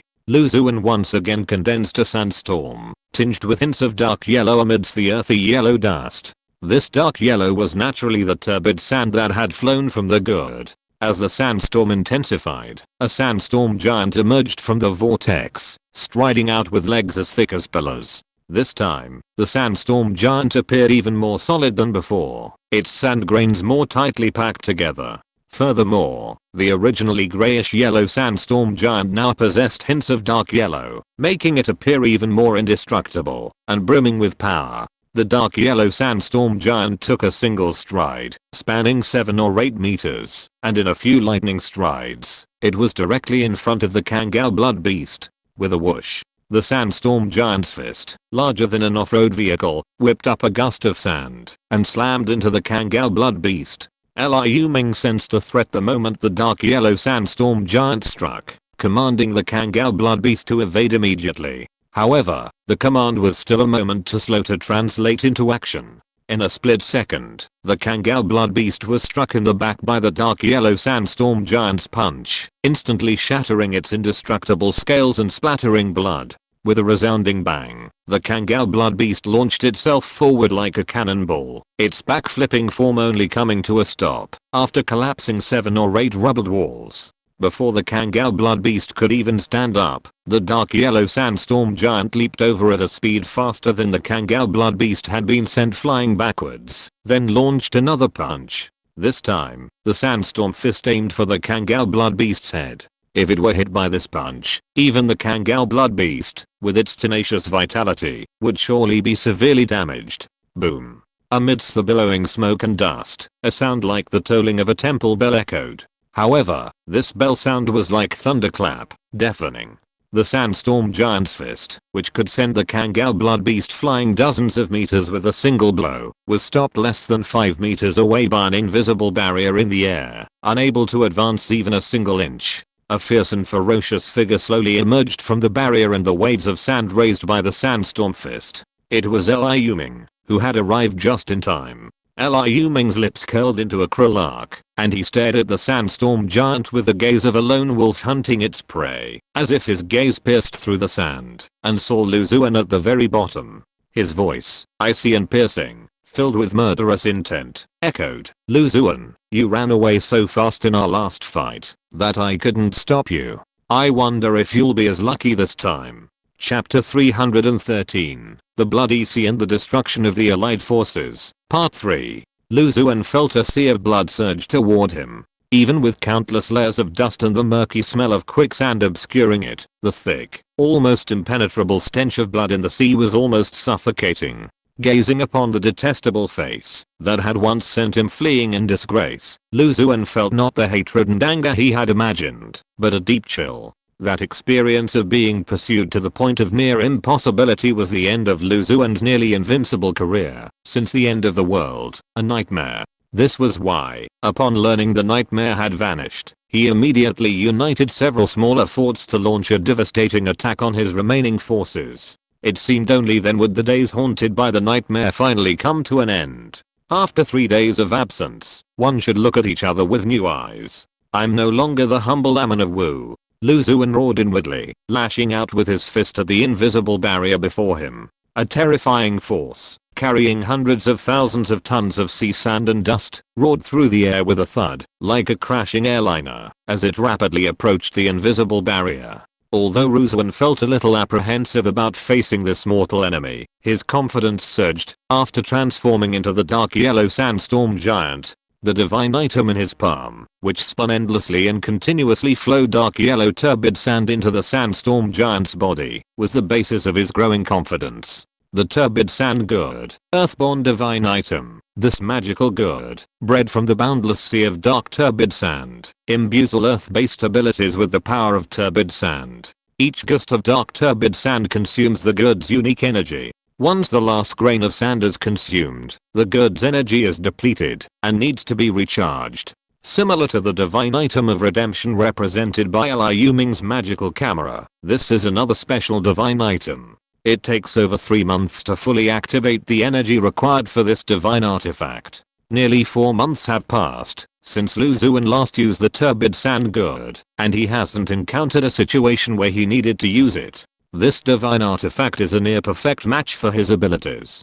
Furthermore, the power of the so-called dark turbid quicksand is far superior to that of ordinary sand-related divine items. While the sandstorm giant, as Liu Zuan previously manifested, had only reached the peak of tier 2E rank after receiving the blessing of the dark turbid quicksand, the dark yellow sandstorm giant's destructive power skyrocketed to near the peak of tier 2C rank, a nearly 2 level increase. This is why the Kanghook blood beast, which had previously so diligently suppressed Liu Zuan, was unable to withstand even a single blow from him. The Kanghook blood beast, at only tier 2E rank, was no match for the sandstorm giant, whose power, boosted by the turbid sand gourd to tier 2C rank, and primarily focused on strength, was no match for the sandstorm giant. Liu Ming's expression remained icy as he watched the sandstorm giant, constantly bombarding the telekinetic barrier before him. He was calculating within himself. The sandstorm giant was a combat form condensed from pure earth energy. His strongest attack, the Xitigaba secret art, was also earth-based, so its damage would likely be significantly reduced. Furthermore, the sandstorm giant's immense size meant that the small area explosion damage from telekinesis was insufficient. In short, his abilities weren't suited to a head-on confrontation. This was why Liu Ming was still passively defending. He hadn't expected this fellow to have reached the pinnacle of tier 2C rank. Tier 2 evolutionists weren't as commonplace as they were in later generations, appearing once every 10 years. At this time, they were still extremely rare, considered the pinnacle of power. The vast majority of tier 2 evolutionists currently hovered at the lowest level of tier 2, hovering around tier 2F rank. Zhuo Heng, Yang Wan, even the recently deceased Cigui Feng Yu and the severely injured and incapacitated Liu Dao Bianzhen all fell into this category. Fang An also hovered around this level. Of the entire enemy and friendly faction, only Liu Zuan and Gong Weixin had truly reached the second stage E rank. Of course, if the Kangao blood beast were categorized by power level, it could also be considered a second stage E rank creature. This was why Liu Ming was puzzled by Liu Zuan's sudden burst of power, which had increased by 2 small levels. Even at a lowly level like the first stage, leaping to levels at once was difficult to achieve, let alone at the second stage, where even the slightest mistake or discrepancy could lead to failure. However, Liu Ming's telekinesis was so formidable that even the relentless bombardment of the peak second stage C rank sandstorm fist merely caused the telekinetic barrier to bang, failing to break a single crack. However, the battle remained at a stalemate. Not only was Liu Zuan unable to penetrate the telekinetic barrier and injure Liu Ming, but he also struggled to break through the sandstorm giant's thick shell and directly attack Liu Zuan, who was hiding in the core of the shell and controlling the sandstorm giant's attacks. Boom boom boom. The sandstorm giant repeatedly punched the invisible telekinetic barrier. As an elemental creature, it showed no signs of fatigue or physical exhaustion. Theoretically, as long as Liu Zuan, the master of the elemental creature, didn't exhaust his vital energy and mental strength, the sandstorm giant would have little chance of stopping. Behind the barrier, Liu Ming watched the sandstorm giant's attack relentlessly. Seeing no immediate opportunity to change the situation, he simply attacked. Several telekinetic bombs materialized in midair and blasted out like cannonballs. Bang, bang, bang. Upon contact, the bombs exploded with explosions more powerful than cannonballs. Blood stained the sandstorm giant's body, leaving holes as deep as a man's. The explosions only temporarily halted the sandstorm giant's attack for a few seconds. Then, at a steady rate of 2 punches per second, it pounded the invisible barrier with its massive fists, attempting to crush Liu Ming and the Kangal blood beast behind it into a pulp. Bang, bang, bang. Seeing this, Liu Ming immediately refocused his telekinetic bombs, concentrating them primarily on the joints of the sandstorm giant's arms and legs, hoping to incapacitate it. Even if that didn't completely disable it, he hoped to significantly reduce its strength. However, the opposite happened. Each explosion from the telekinetic bombs only shattered a small area of the 10-meter tall, dark yellow sandstorm giant. A human would suffer no more than a scratch. Each time he manipulated the telekinetic bombs to detonate, the transmission of information from his psychic power to the contact surface led Liu Ming to a heartbreaking conclusion. If used on other structures, such as skyscrapers or even stone towers in city walls, the telekinetic bombs would unleash a destructive force no less than a TNT charge. However, when the telekinetic bombs exploded, and the resulting shockwave struck the dark yellow sandstorm giant, it felt like attacking a nearly impenetrable military fortress, not an ordinary loose, earth elemental construct. Chapter 314, The Bloody Sea and the Destruction of the Allied Forces, Part 4. Especially those areas of the sandstorm giant's body covered in dark yellow muddy sand. They were as solid as steel. Even the shockwaves from the detonation of a powerful telekinetic bomb, powerful enough to detonate the foundation of a building, only pockmarked the sandstorm giant's body like rain on a lute, leaving behind a few pits and dents. These pits and dents were almost insignificant compared to the sandstorm giant's massive frame. After dozens of telekinetic bombs detonated, Liu Ming finally stopped. Even a military bunker, or even a small air defense structure would have been on the verge of collapse after these dozens of telekinetic bombs, yet the dark yellow sandstorm giant's body was only more pitted than before, as if it had gone from a strong giant to a pockmarked, hideous creature. Apparently, for a giant, appearance is of little importance. The explosive attack didn't diminish the power of the telekinetic barrier in the slightest. Like glass, the first layer of the barrier suddenly cracked in the air, barely perceptible to the naked eye, under the sandstorm giant's powerful punches, capable of splitting mountains and shattering rocks. But these telekinetic cracks were perfectly visible to evolved professionals like Liu Ming and Lu Zuan, who had awakened their mental powers and sixth-dimensional perception. In the sandstorm giant's core area, Lu Zuan watched Liu Ming, nearly helpless under the attack of his own sandstorm giant, and smiled. Liu Ming had defeated him last time, only by leveraging the power of the half-dead dragon vein creature. This time, with the power of a divine earthborn artifact, he was poised to shatter you. It's better to pursue the enemy with all your remaining courage. Last time, you didn't pursue me, giving me the chance to make a comeback. This time, I'll learn from your mistakes and destroy you to the core, leaving nothing behind. I won't give you a chance to escape. Having made up his mind, Lu Zuan's murderous intent grew. Slowly recovering from the shock of Liu Ming's sudden appearance, he quickly assumed the look of a near-victorious warrior and began to increase the frequency of his attacks. From 2 punches per second, he quickly increased it to 3 or even 4. Crack, crack. A sound like glass about to crack on impact filled the air. Crack. The first layer of telekinetic barrier finally shattered under the continuous attacks of the sandstorm giant. From just 3 or 4 meters away, a fist the size of an sub hurtled straight at Liu Ming. Liu Ming remained expressionless, staring directly at the incoming fist. Bang. 3 meters in front of Liu Ming, the sandstorm giant's fist, now a second telekinetic barrier, had been hastily constructed. Though Liu Ming remained composed, he was still somewhat startled. This was the first time he'd encountered an attack capable of directly shattering and breaching his telekinetic barrier. The high spirits he'd felt upon returning had faded considerably. He'd never expected the evolutionary classes on Earth to advance so rapidly. His energy level was only air level. Apart from his incredibly strong body and immense mental power, he wasn't even at the second level. It seemed that, even after experiencing life and death in another dimension, he couldn't afford to take these beings, who would become renowned 10 years from now, lightly. Liu Ming's eyes hardened, his previous contempt gone. He faced the sandstorm giant before him with a fierce fighting spirit. For a smaller human, Lu Zuan's incarnation of the sandstorm giant held a significant advantage. This elemental creature lacked what's typically considered a weak spot. Even piercing its skull wouldn't stop its attack, unless the attacker could be targeted within the elemental creature. However, the sandstorm giant, more than 10 stories tall, was too massive. Even if one knew where Uzuan had fallen, it would have been difficult to strike him. Imagine someone hiding in a building the size of a dozen stories high, manipulating that building to attack you.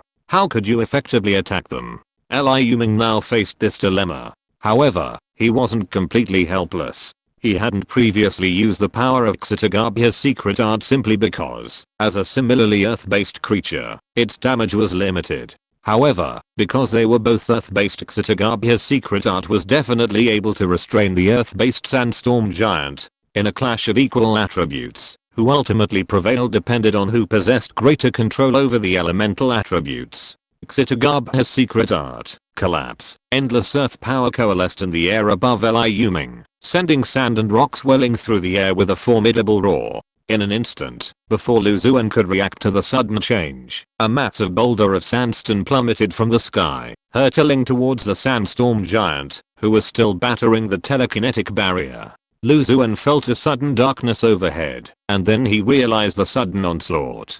He quickly controlled the sandstorm giant, abandoning its attack on the telekinetic barrier, and dodging to the side. Despite its immense size, the sandstorm giant was not very fast, otherwise it wouldn't have been able to deliver a punch rate of 3 or 4 per second. In the blink of an eye, it had nearly dodged the high altitude boulder. Seeing this, Liu Ming knew he couldn't let him escape unscathed. He pressed his hands downward, sending a surge of telekinesis. Ksitagabia's secret technique, heavy pressure, an invisible force instantly suppressed the sandstorm giant, causing it to stumble and temporarily slow its evasive movement. However, the sandstorm giant's brute strength only momentarily overcame the pressure of Liu Ming's full strength attack. However, this brief restraint caused the sandstorm giant's attempts to dodge the rolling boulder to pause for a moment. In that pause, the boulder roared down from the sky. Bang! The massive boulder, originally destined for the sandstorm giant's head, was slightly deflected by the giant's desperate evasion, striking the giant's shoulder.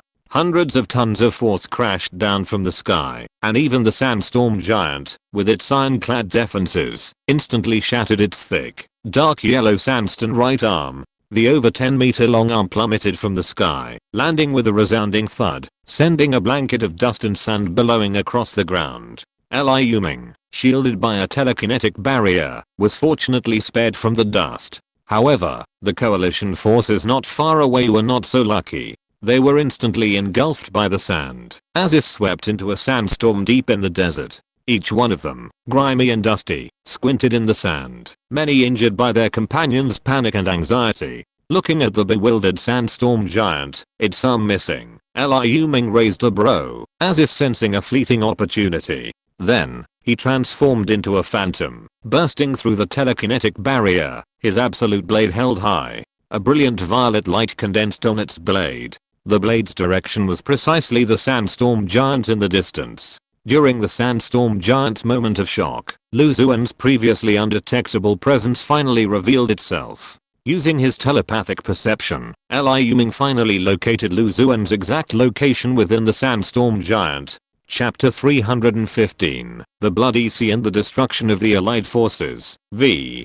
Liu Ming once knew absolutely nothing about the art of harnessing sword energy. Even though he later learned a few unconventional sword techniques, he never reached the level of awakening and mastering this unique ability. However, the acquisition of a sword spirit transformed everything. Although Liu Ming wielded the absolute edge blade, this did not diminish his ability to unleash the might of his sword energy. Sword energy, in essence, is a specialized method of utilizing energy through highly compressed and restructured structures. Once mastered to a certain degree, one could use not only a sword, but also a hammer, a rod, even a brick, a leaf, or even a finger as a carrier of sword energy. Simply put, nothing, not even a flower or a leaf, could be transformed into sword energy. With the help of the absolute edge sword energy emanating from the sword spirit Zitong, its energy level was originally limited to the peak of the first level. But when Liu Ming's mental strength, comparable to that of an ordinary third level professional, was transformed into telekinesis, The power of the absolute edge sword energy instantly surged. The absolute sword key, originally a hazy purple ray clinging to the absolute sword's blade, suddenly surged from the peak of the first order SSS rank to near the peak of the second order C rank in a matter of a few breaths. With a thud, the purple sword energy from the absolute sword's blade, now several meters long, transformed into a long purple rainbow in the air, slashing through the sandstorm giant's chest. The trace of aura that had been inadvertently released at the moment of injury confirmed that Lu Zuan was hiding in that very spot on the sandstorm giant's left chest. After the absolute sword energy pierced the sandstorm giant's astonishingly hard, comparable to iron and stone, it spun like a spiral, piercing through the sand defenses like a bulldozer, piercing towards Lu Zuan behind the sand. The moment Liu Ming's absolute sword key pierced the sandstorm giant's chest, Lu Zuan, who had been momentarily dazed when a falling rock shattered one of the giant's arms, had already reacted. Liu Ming had already discovered him. Lu Zuan was startled. As the controller of the sandstorm giant, he naturally knew his greatest weakness. Though the sandstorm giant was invincible, it also had a fatal weakness, himself. As the summoner and controller of the sandstorm giant, if he were to be defeated by the enemy, it would also mean the sandstorm giant's downfall. At this point, Lu Zuan wasn't yet the sandstorm sword master of later generations. His sandstorm sword spirit had likely not yet awakened, and most of his strength lay in the sandstorm giant. If the sandstorm giant was destroyed, Lu Zuan would be a clawless tiger, helpless to be torpedoed.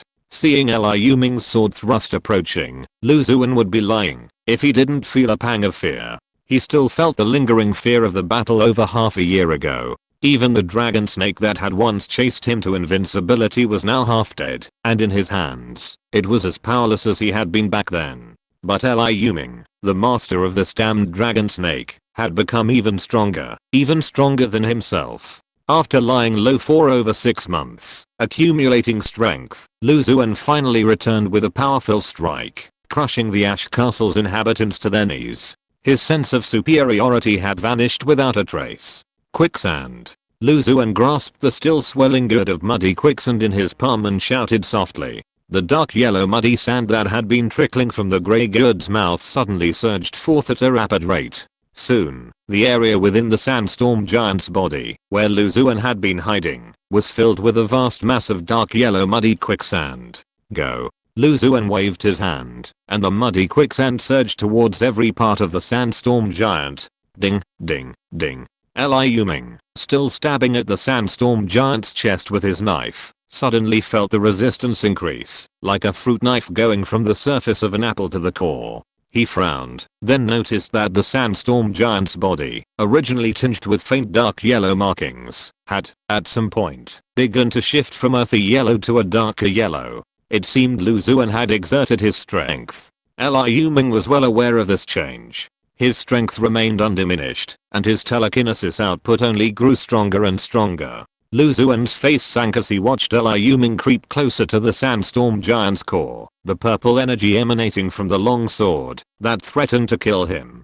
If Liu Ming truly managed to pierce through the sandstorm giant's defenses and break through, he felt that even 10 of his own lives wouldn't be enough. A flicker of determination flashed in Lu Zuan's eyes. He gripped the turbid flow sand gourd tightly, channeling his primal energy into it, frantically squeezing its power.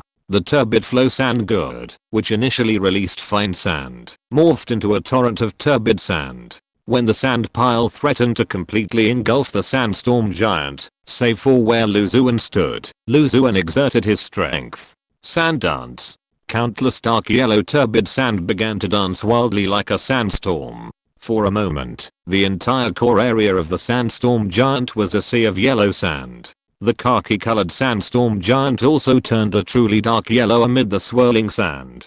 The turbid sand gourd, as if completely devoid of power and spirituality, fell helplessly from the air 20 to 30 centimeters from Lu Zuan's palm. Its grey exterior grew even darker, like a mortal gourd horribly burned by charcoal. Liu Ming's sharp sword energy, after piercing the sandstorm giant for 5 meters, could no longer advance, and the attack ceased. As the sandstorm giant completely transformed into dark yellow, strange dark yellow, almost black, patterns appeared on its body. the sandstorm giant's defenses suddenly increased several notches. If the combined power of the sword spirit and telekinesis had previously allowed him to forcibly break through the sandstorm giant's defenses, then only Lu Xun would be defeated. Now, let alone damaging Lu Xun, who was already covered in layers of defense, even piercing another layer of sand defense would be an immensely difficult task. This mysterious transformation had elevated the sandstorm giant's defenses to at least the pinnacle of stage 2B. While the jump from C to B might seem small, remember that this gap spans many smaller levels.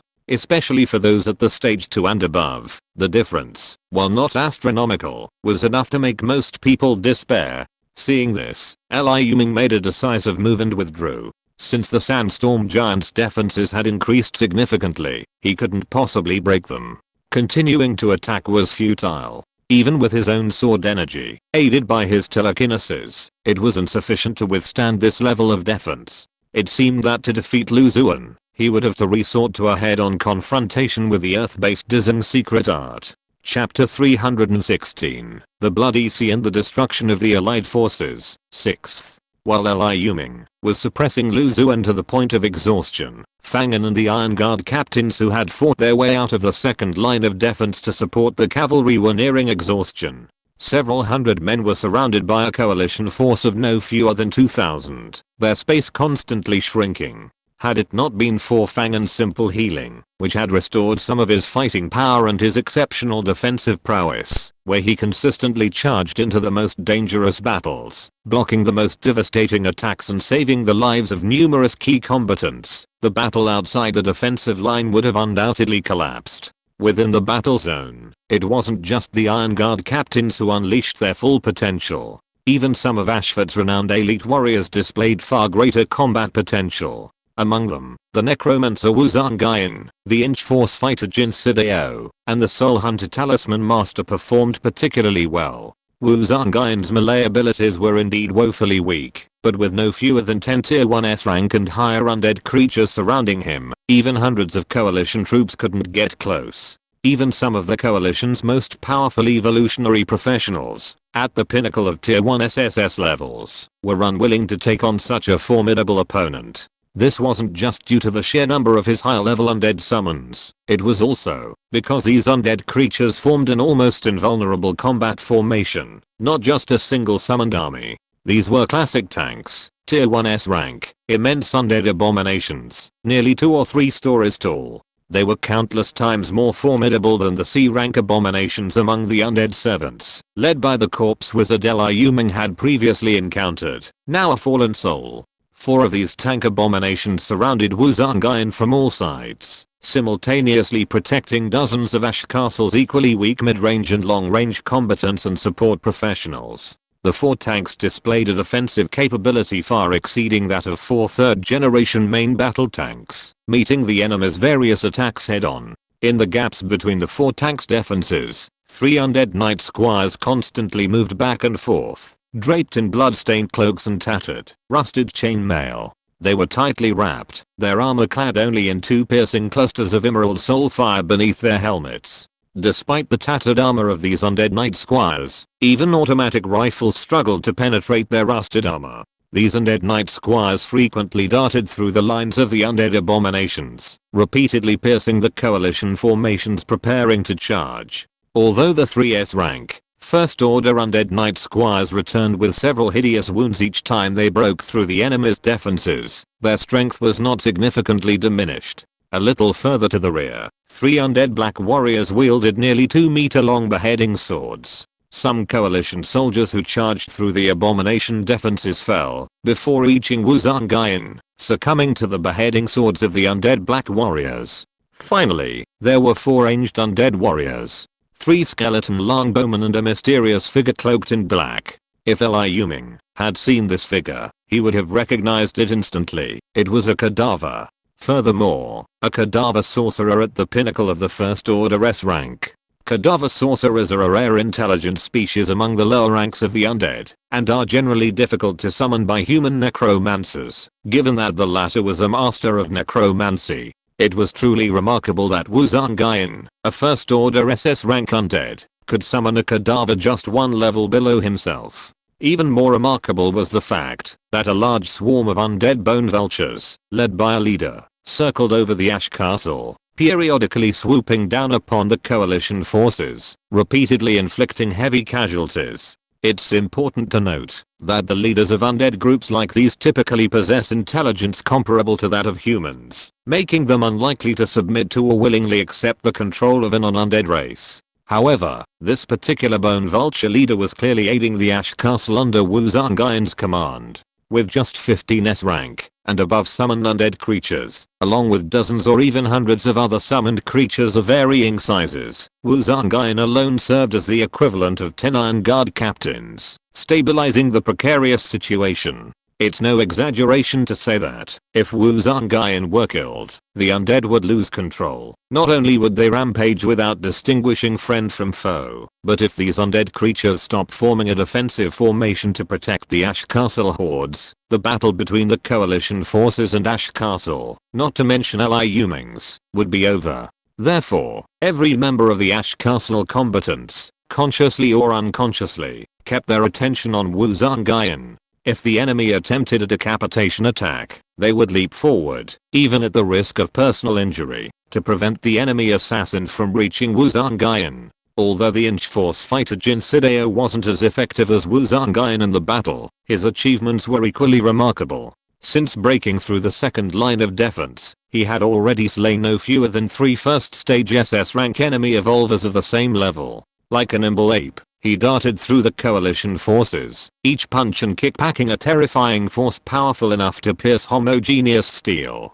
Combined with his vast combat experience, he surpassed even the most experienced. Few elite warriors escaped alive from his encounters. Though he himself had been wounded several times, his nearly 300-pound physique gave him considerable resistance to blows and injuries. As for Luo Yingren, his fighting style was even more bizarre. He moved through the enemy ranks like a leisurely stroll, never striking a blow, his presence shrouded in a massive grayish-white aura. These auras occasionally transformed into eerie figures, young and old, men and women. These figures seemed half solid, half illusory, making it difficult to discern their true nature. Some wore expressions of resentment, others beamed with smiles. But whenever anyone attacked the Luoying people, these strange spirits would instantly transform into vicious murderous ghosts and swarm over them, mauling the attackers to the point of near death in a matter of seconds. Furthermore, as the spirits killed more people, their aura grew stronger. The bodies of the coalition fighters slain by the spirits, after just a few breaths, seemed to have been dead for a long time, emitting a lingering stench. Enemies of lower power levels than the Luoying people were powerless against the frenzied attacks of the spirits. However, every time a master of the coalition, equal to or even superior in power, attacked the Luoying people, a protective aura, tougher than a tortoise shell, would appear around them. Even the most ruthless of attacks could not break them, while the Luoying people could retreat with ease. Even if the Ash Castle exerted every ounce of their might, they could not withstand the disparity in strength and numbers. The number of casualties continued to rise, and the space for movement was constantly being squeezed. It seemed that they would soon be overwhelmed by the sea of people from the coalition forces. Seeing this, Liu Ming, who was not far away, stretched out his hand and pressed his palm against the Kangao blood beast, which he had been protecting behind him. Blood energy gushed out crazily, and the Kangao blood beast, which had originally been very weak and its combat power was greatly damaged, stood up again in just a dozen breaths. Moreover, its aura continued to increase without any loss, but became even more powerful. Go help them. Liu Ming pointed in the direction of the people in the Ash Castle. The Kangao blood beast, having just recovered from its serious injuries, roared excitedly, transformed into a streak of bloodlight, and rushed in that direction. Chapter 317, The Bloody Sea and the Destruction of the Allied Forces, Part 7. The Kangao blood beast's speed was astonishing. Before Zeduo Heng and Yang Wan, who were still watching from afar, could react, it had already charged into the coalition's ranks. Instantly, a bloody hail of blood and flesh flew everywhere. Numerous coalition soldiers were torn to pieces, slashed to pieces, or even simply crushed to death. The worst of it were those unfortunate enough to be pierced by the Kangao blood beast's tail hook. These unfortunate individuals, surviving the sharp claws due to their robust evolved being's vitality, were brutally strung up on the hooks and hoisted high into the air. Soon, the 6 or 7 meter long Kangal blood beast's tail hooks held the bodies of over a dozen pitiful individuals, their deaths horrific and tragic. This ferocity was innate to the Kangal blood beast. Each summoned blood beast took on some of its former characteristics. The Kangal blood beast's brutality and terror filled the coalition with fear and insecurity. The coalition's measured advance, squeezing the Ash Castle's offensive, brought the momentum to a halt. Seeing this, Zhuo Heng and Yang Guan's faces sank, realizing that any talk of conserving strength at this point would be suicidal. Zhuo Heng finally made up his mind and said to Yang Guan, "You hold off that beast, I'll go support Lu Zuan. Remember, play your cards. You saw the beast's strength just now. It was capable of overwhelming Lu Zuan." Without even glancing at Yang Guan's intentions, Zhuo Heng launched a gust of wind, darting towards the battle zone between Lu Zuan and Liu Ming. Yang Guan remained silent for a moment, then gritted his teeth, pulled an object from his bosom, and rushed towards the coalition's formation, which was being destroyed by the healed Blue Hook blood beast. Liu Ming, currently facing Lu Zuan, wasn't in as good of a condition as some might have imagined. The Blue Hook blood beast's rapid recovery, even surpassing its previous strength by a factor of 3, had come at a significant cost. By this time, most of his blood energy had been depleted, and his complexion had turned pale. Blood energy was the name Liu Ming had given it, based on the descriptions in the Corpse Wizard's notebook. According to the orthodox terminology of magical systems, all liches, sorcerers, and wizards, this special energy should be called blood magic. Unlike traditional elemental magic, blood magic operates in a unique way, allowing practitioners of this profession to use any living creature composed of blood as nourishment for their growth. Naturally, this allows wizards who cultivate blood magic to advance much faster than those who diligently increase their magic power through meditation. However, these wizards also have to bear certain costs. One of these costs is the backlash of blood magic depletion, as experienced by Liu Ming. Once a wizard transforms their pure elemental magic into blood magic, it becomes embedded throughout the body, like red blood cells in the blood, fused and inextricably linked to their very blood. This is why only flesh and blood beings can become blood wizards, blood mages, blood liches, and other blood-based spellcasters. Elemental beings or other bizarre creatures, as long as their life forms aren't composed of blood, can't become blood casters. This passive and irreversible connection between blood mana and blood generally benefits blood wizards more than it harms them. For example, blood mana allows blood wizards to more easily master spells like blood transformation, which grants damage immunity. However, its drawbacks are also significant. Excessive blood mana depletion can weaken a blood wizard, as if they've lost a significant amount of blood, and they can even go into shock and fall into a state of suspended animation. Liu Ming was currently experiencing a weakened state caused by a significant loss of blood mana. However, there was no other way to support those struggling to hold on. It wasn't that he didn't want to personally provide support, but if he and Lu Zuan were to move their battle there, the aftermath would be unpredictable, and the casualties in Ash Castle would undoubtedly be even greater. However, the only one he could send as reinforcement was the Kang Hook blood beast. As for the Holy Fire Demonic Golem, it was only a rank 1, C-grade weapon, once considered a formidable weapon, but now it was nothing more than a useless tool. As for the nature summoning, it was of little use in this battle. Zhuo Heng immediately sensed Liu Ming's weakness. As for Lu Zuan, still reeling from the near miss of Liu Ming's escape from the Sandstorm Giant's core, he hesitated to act, seemingly trying to assess Liu Ming's condition. However, Zhuo Heng, who had arrived specifically to reinforce him, had no such reservations. He was well aware of the unbridgeable chasm between him and Liu Ming. He tapped his brow. A faint glow suddenly ignited there, and a white dot of light gradually emerged, eventually forming an ancient symbol that resembled a combination of the traditional Chinese character for wind and a hieroglyphic character. Anyone who saw this symbol would associate it with the ethereal wind. After the white symbol appeared between his brows, it gradually became more vivid, and finally, as if fully alive, it left his brow like a rune, and floated in mid-air. Wind seal. Zhuo Heng called out softly, solemnly pinching the wind rune between his index and middle fingers, and pressing it against the blade of his long sword. A powerful, invisible aura instantly erupted from the sword.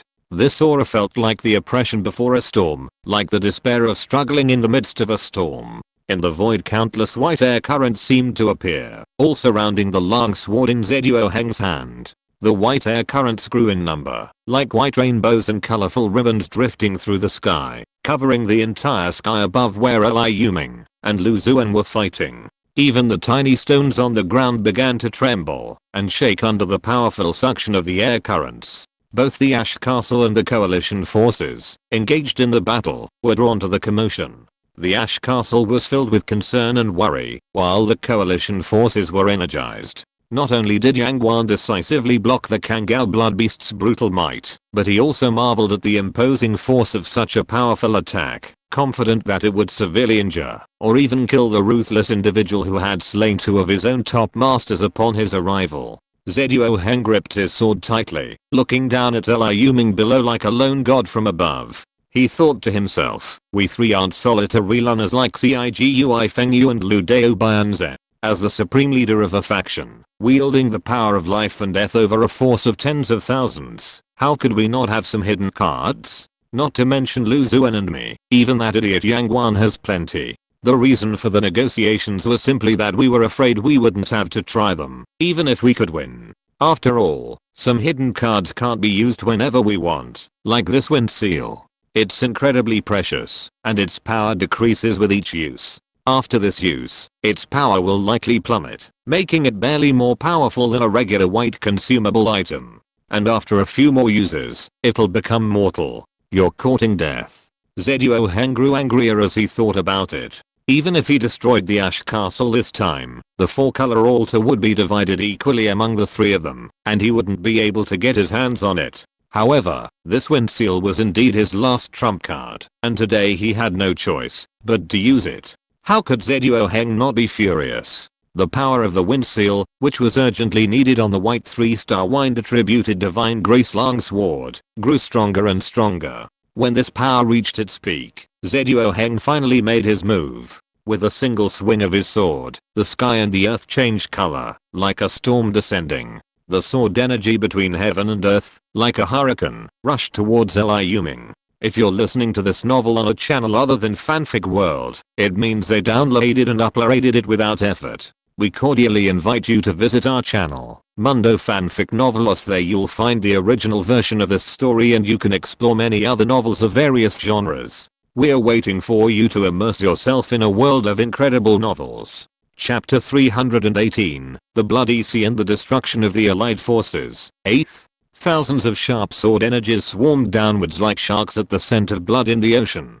In Zhuo Heng's view, Liu Ming didn't even try to avoid the incoming sword energy. Instead, he stared at it like a fool, without a single movement. Just as Zhuo Heng thought he was about to strike a blow, the coalition forces, along with Yang Guan and Lu Zuan, who were watching the battle from afar, were all stunned. Zhuo Heng's sword energy wasn't directed at Liu Ming. Instead, the moment he swung it, it strangely turned and slashed towards the coalition forces behind him. Lu Zuan didn't have time to consider why Zhuo Heng was attacking his own men, even targeting the coalition's direct troops belonging to Hurricane Fort. Under his control, the sandstorm giant suddenly rushed backwards, and the sword energy, more than 10 stories tall, instantly blocked its path.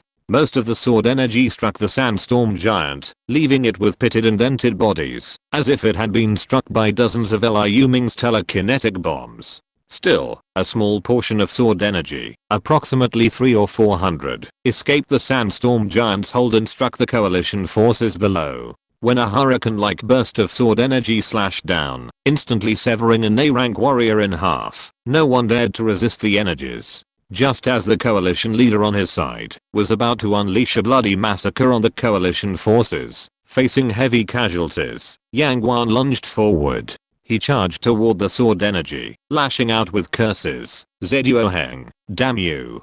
Are you a traitor, or are you just being stupid? The black object he had been holding in his palm finally revealed its true form. It was a black crystal, gleaming like a diamond in the sunlight, radiating a dazzling brilliance. Both ends of the black crystal were tapered and incredibly sharp. Yang Wan grasped the sharp ends and squeezed them with a forceful force, instantly sinking into his palm. Then, like a black leech, the magnificent black crystal began to slurp Liu Ming's blood.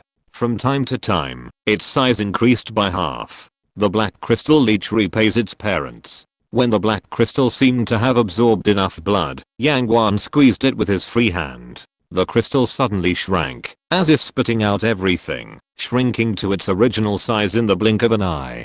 Hehe. Yang Wan's expression was one of enjoyment. His already fierce tiger-like aura became even more ferocious and powerful. A black invisible gas emerged from his body and loomed behind him. Starry sky. Phantom tiger. Yang Wan roared, and a massive deep blue tiger emerged from behind him. When the phantom blue tiger came into contact with the invisible black gas, its blue color deepened, soon turning a dark blue. The aura emanating from the dark blue tiger was surprisingly even more powerful than that of the Kangal blood beast. Its size continued to expand, as if inflated, and soon it was as large as a sandstorm giant transformed by Ruzan. Bang, bang, bang. The hurricane sword key struck the dark blue tiger, only inflicting minor wounds before being blocked. However, this time, the hurricane sword key was so intense that even the combined defenses of the sandstorm giant and the dark blue tiger were unable to fully block it.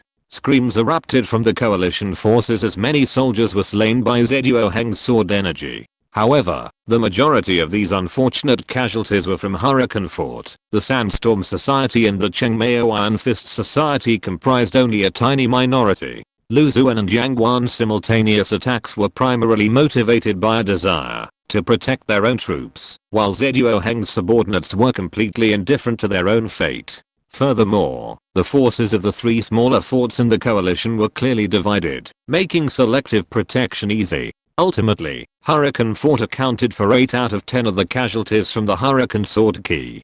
Zhuo Heng, still suspended in midair, suddenly felt a flicker of fear, as if he were about to meet with disaster, and he instantly increased the force of the sword energy in his long sword. In an instant, the area within 100 meters around him transformed into a raging sea of sword energy. Wave after wave of raging sword energy barreled towards Liu Ming. He was certain his palpitations were due to this culprit. Below, Lu Zuan and Yang Wan, standing in the way of the coalition forces, watched the sword energy continue to attack, its power and number increasing unabated. They cursed furiously, but they were too busy protecting their men to stop the traitor Zhuo Heng. No. Zhuo Heng shuddered, finally realizing something was amiss. Despite his own and several waves of sword energy, Liu Ming remained impassive, his facial expression unchanged. And no matter how much his sword energy increased in power or number, it vanished like a cow in the mire upon striking that invisible barrier. This was bizarre.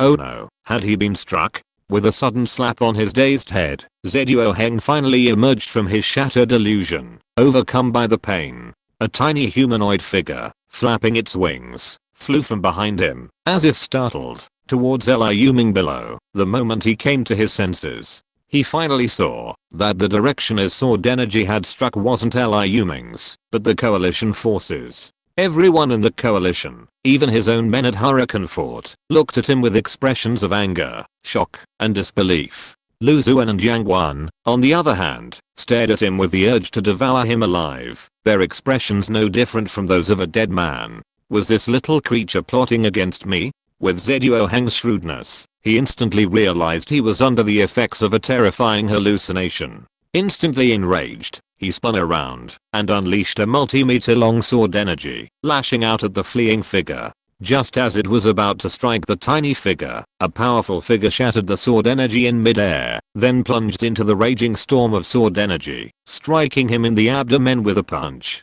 A wave of overwhelming pain washed over Zhuo Heng like a tidal wave, leaving him suffocating for a long time. But Zhuo Heng was a veteran of countless battles, and despite the excruciating pain, he knew the most important thing was to stop the attacker. The raging hurricane-like sword energy surged around him, forming a vast, all-encompassing net of sword energy that enveloped the attacker. But the attacker, like a tortoise shell impenetrable by the hurricane-like sword energy, charged head-on. shattering the net and charging towards him. Like a ferocious Tyrannosaurus Rex, his fists slashed out with powerful winds, hammering him in one blow after another. Zedeo Heng tried to block the heavy blows and kicks that rained down like a torrential downpour, but each time he organized his defense, he was broken by the opponent's fierce blows and heavy force. Even the sword energy he relied on was unable to effectively inflict any damage. Chapter 319, The Bloody Sea and the Destruction of the Allied Forces, Part 9. Zedeo Heng felt a tightness in his chest, and pain pierced his body, as if every bone was breaking. Although his Hurricane Swordsman class was a melee fighter, his strength lay in the piercing Hurricane Sword energy. His physical strength, even if stronger than that of a more powerful class, was limited. When these sword energies failed to inflict significant damage, or keep his opponent at arm's length, he was forced to engage in a grappling battle, quickly falling into disadvantage. Meanwhile, Liu Ming, who had compressed his telekinetic barrier to the extreme, draping it over himself inch by inch, charged towards Zedeo Heng with an impenetrable protective barrier. This naturally posed a formidable challenge. Furthermore, having just been affected by the hallucination, the sword energy unleashed from his wind seal trump card was largely unleashed upon the coalition forces, making it even more difficult to block Liu Ming's blows and kicks. Liu Ming too unleashed his full might, exerting his full strength with every punch and kick. Even drawing upon the mysterious power of the volcanic furnaces hard to provide him with a constant supply of stamina and explosive power. Each punch was as violent and ferocious as a volcano suddenly erupting with molten lava. Zedeo Heng suffered unbearably. He even suspected that if another, weaker, second-level spellcasting professional were to get close to him, they wouldn't even be able to block a single blow, and would be killed instantly. With the sheer force of these punches and kicks, even a half-meter thick homogeneous steel plate would be pierced by the sheer brutality of their power, let alone flesh and blood. While his own body was certainly not as strong as a half-meter thick homogeneous steel plate, as a professional who had evolved to the second level through cultivating primordial ki, he had also reached the second stage of energy utilization, the primordial element stage. He could instantly mobilize primordial ki at any moment, forming a protective barrier akin to an energy shield. This thin barrier, only a few millimeters thick, possessed a defensive power comparable to that of a meter-thick homogeneous steel plate. Yet, even this defense could only barely block Liu Ming's powerful punches and kicks. The intense penetrating force pierced through his protective membrane, roiling his internal organs with excruciating pain. He felt that, if he continued to passively endure the blows, his organs would sooner or later be dislocated. In desperation, Zedeo Heng gritted his teeth and simply removed the wind seal fused to his sword. Then, pinching the seal with 2 fingers, he slapped his forehead, and the wind seal subsided from his brow. Wind seal rage. A roar, like a storm descending from the sky, resounded throughout the sky. Liu Ming and Zedeo Heng battled in the air. Liu Ming utilized the Flame Dragon Wing Cloak's flight effect, while Zedeo Heng relied solely on the force of the hurricane to remain aloft. As the deafening roar of the storm erupted, all the evolvers below A rank, fighting on the ground between the allied forces and the Ash Castle,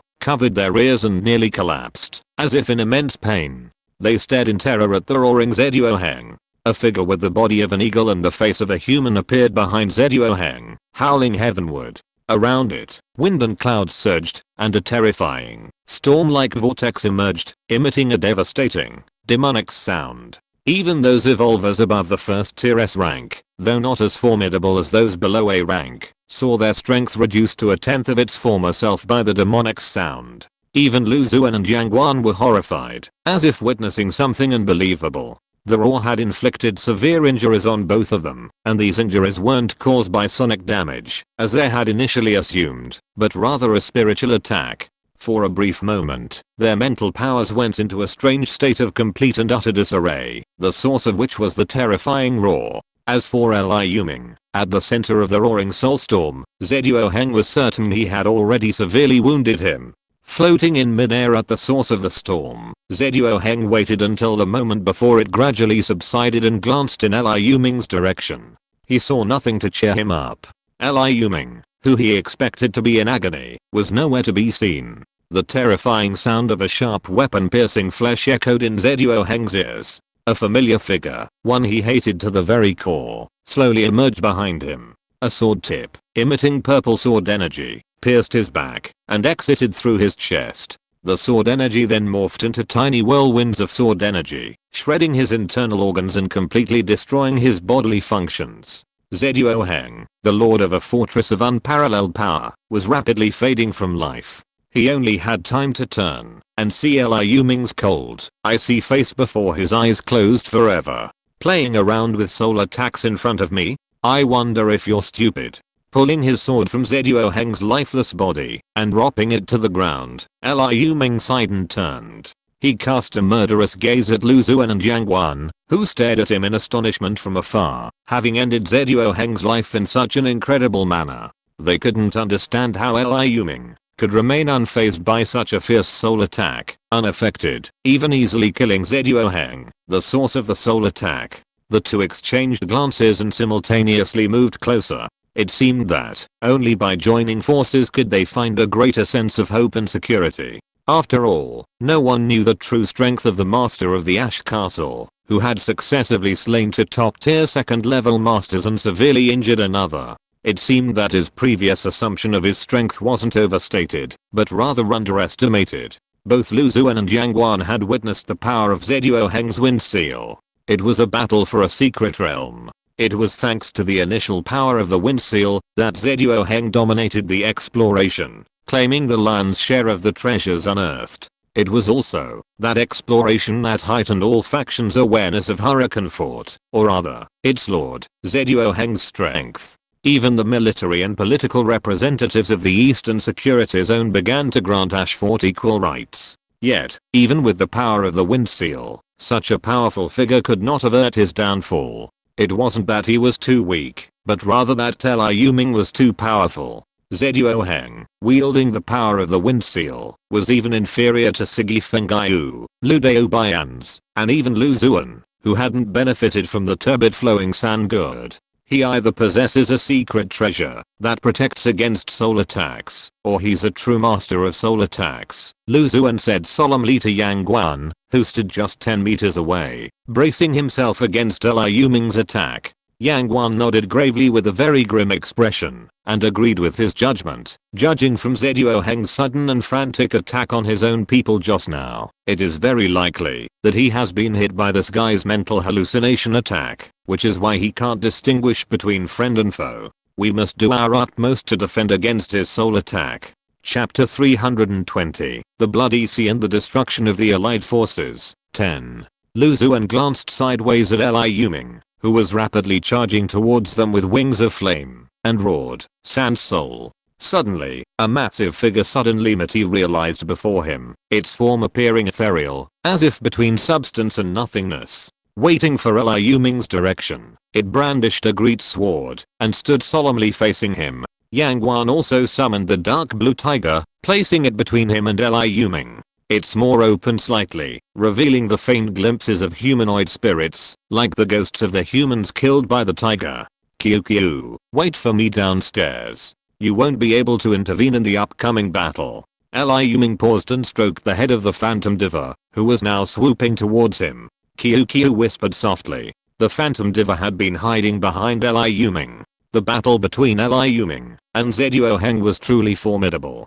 Something like a hallucinogen was completely invulnerable to physical or energy attacks. With the phantom songstress's delicate frame, a hurricane force sword strike from Zhuo Heng or a single punch or kick from Liu Ming would likely finish her off. Looking at Lu Zuan and Zhuo Heng, who were already glaring at him like formidable enemies, Liu Ming knew that his previous attempt to lure them into a hallucination was unlikely. His previous surprise kill was largely due to Zhuo Heng's ignorance of his hallucination abilities, which ultimately backfired. Otherwise, even Liu Ming's battle with Zhuo Heng wouldn't have been resolved so quickly. After all, the other party was a seasoned second-level evolved class practitioner, his combat experience and instincts comparable to Liu Ming's. Meanwhile, Lu Zuan and Yang Guan, already suspecting his prowess in soul attacks and mental power, had already taken preemptive action, deploying numerous soul defenses. Even with the phantom songstress's assistant and his own far superior mental power, even with his sublimated telekinesis, Liu Ming couldn't lure them into a hallucinatory state.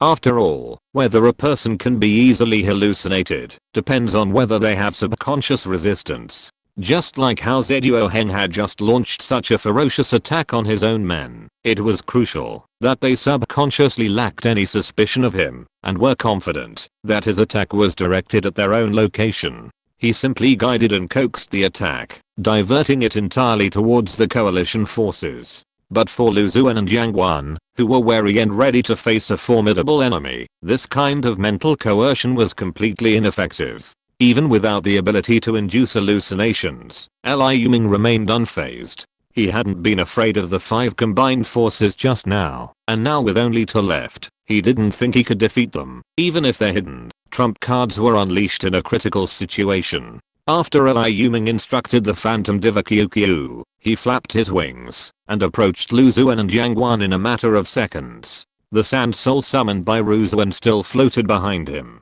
A Sand Soul warrior, 3 or 4 stories tall, swung its 2-handed sword and slashed at Liu Ming. Liu Ming flapped his wings in midair, turning midair and dodging the multi-meter long sword. This Sand Soul was a spirit form, and its attacks were aimed at souls. Liu Ming judged the moment it made contact with the Sand Soul. However, a spirit of this magnitude posed little threat to Liu Ming. It had ample defense, but insufficient offense. In other words, relying solely on the Sand Soul, Liu Ming would be remiss not to attack.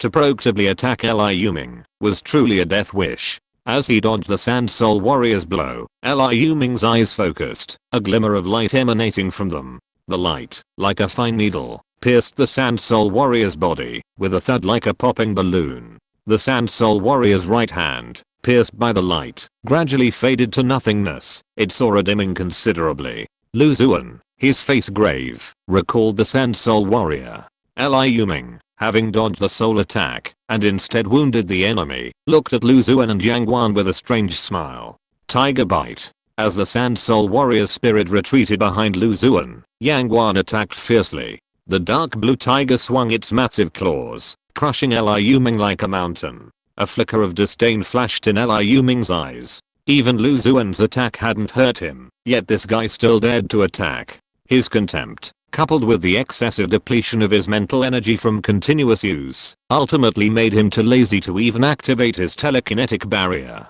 Crimson Shield. A crimson shield appeared before Liu Ming, shielding him like a tower, especially his head. With a bang, Liu Ming felt his hands sink, his body jarring slightly, before the heavy pressure completely dissipated. The scarlet shield bore 3 claw marks, each over a meter long, and had sunk at least 30 to 40 centimeters into it. Just as the dark blue tiger was about to strike for the second time, Liu Ming suddenly raised his foot and thrust upward against the shield. Then, a flash of deadly crimson light flashed from his right hand's sharp sword.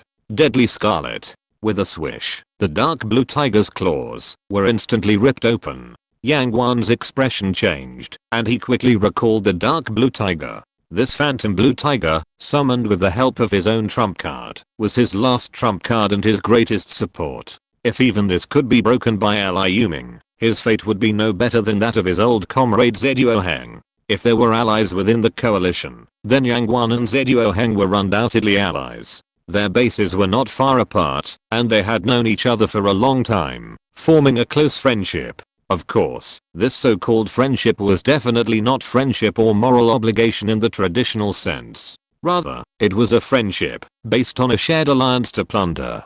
So even if Zhuo Heng was killed, Yang Wan felt only grief, a kind of grief for his own kind. He had no desire to avenge Zhuo Heng. Furthermore, even if he had wanted to, facing this ruthless individual who had even made Lu Zuan retreat, he would have been powerless. This time, he only cared about preserving himself, and all else was forsaken. From his initial desire to escape unscathed with his men, Yang Wan's demands had now been lowered to simply escaping unscathed. After all, even if his men were gone, he could recruit more. In the apocalypse, everything was in short supply, except human lives. As long as he could return to his old nest, he could still use the remaining makeshift team to establish a new Iron Fist leadership.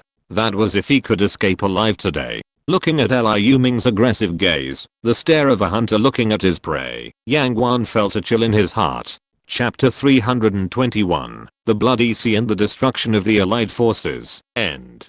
As each punch stirred the air, even creating a small vortex around the fist, sucking out the surrounding air, and creating a small vacuum, Yang Guan knew he had faced his greatest crisis ever. He finally understood why his old friend Zhuo Heng had been defeated so quickly by Liu Ming.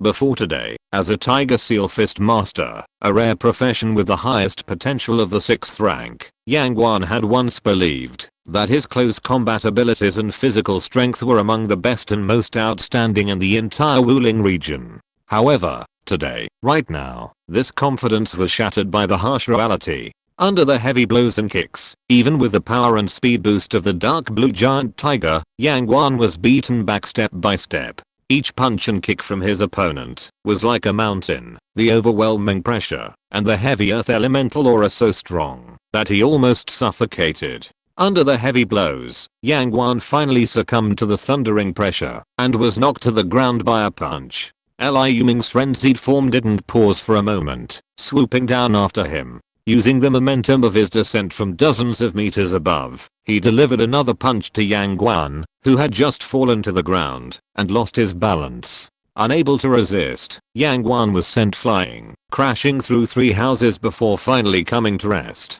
His clothes were tattered, and his appearance was utterly disfigured.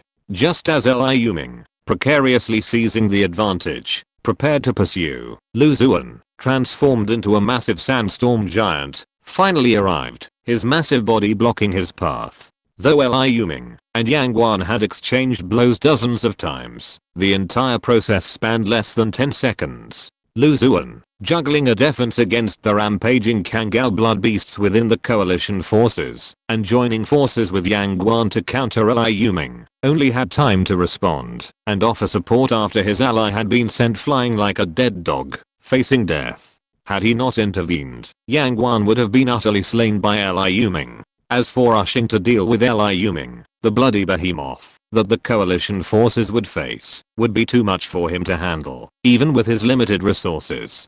Seeing Lu Zuan holding off the ferocious beast, Yang Guan breathed a sigh of relief, shook off his weight, and climbed out of the rubble. Having emerged from the punctured wall, grimacing in pain, Yang Guan now looked at Liu Ming with a completely different mood and attitude. It was like looking at a ferocious beast, his face filled with lingering fear. No wonder he'd heard that during the city's massive evacuation, Lu Zuan had been slaughtered and forced to flee by this creature. It seemed the rumors were true. Seeing Yang Guan reappear in his sight, Liu Ming's eyes were thick with murderous intent, but seeing Lu Zuan blocking his path, a cold light flashed in his eyes. Roar, a high-pitched roar, like a dragon's roar, echoed from the sky. It was Arfei, the winged, clawed dragon snake that had been circling high in the sky. Its massive body, also tens of meters long, swooped down on the sandstorm giant. It had already recognized its former foe, and today's utter devastation left it feeling deeply frustrated.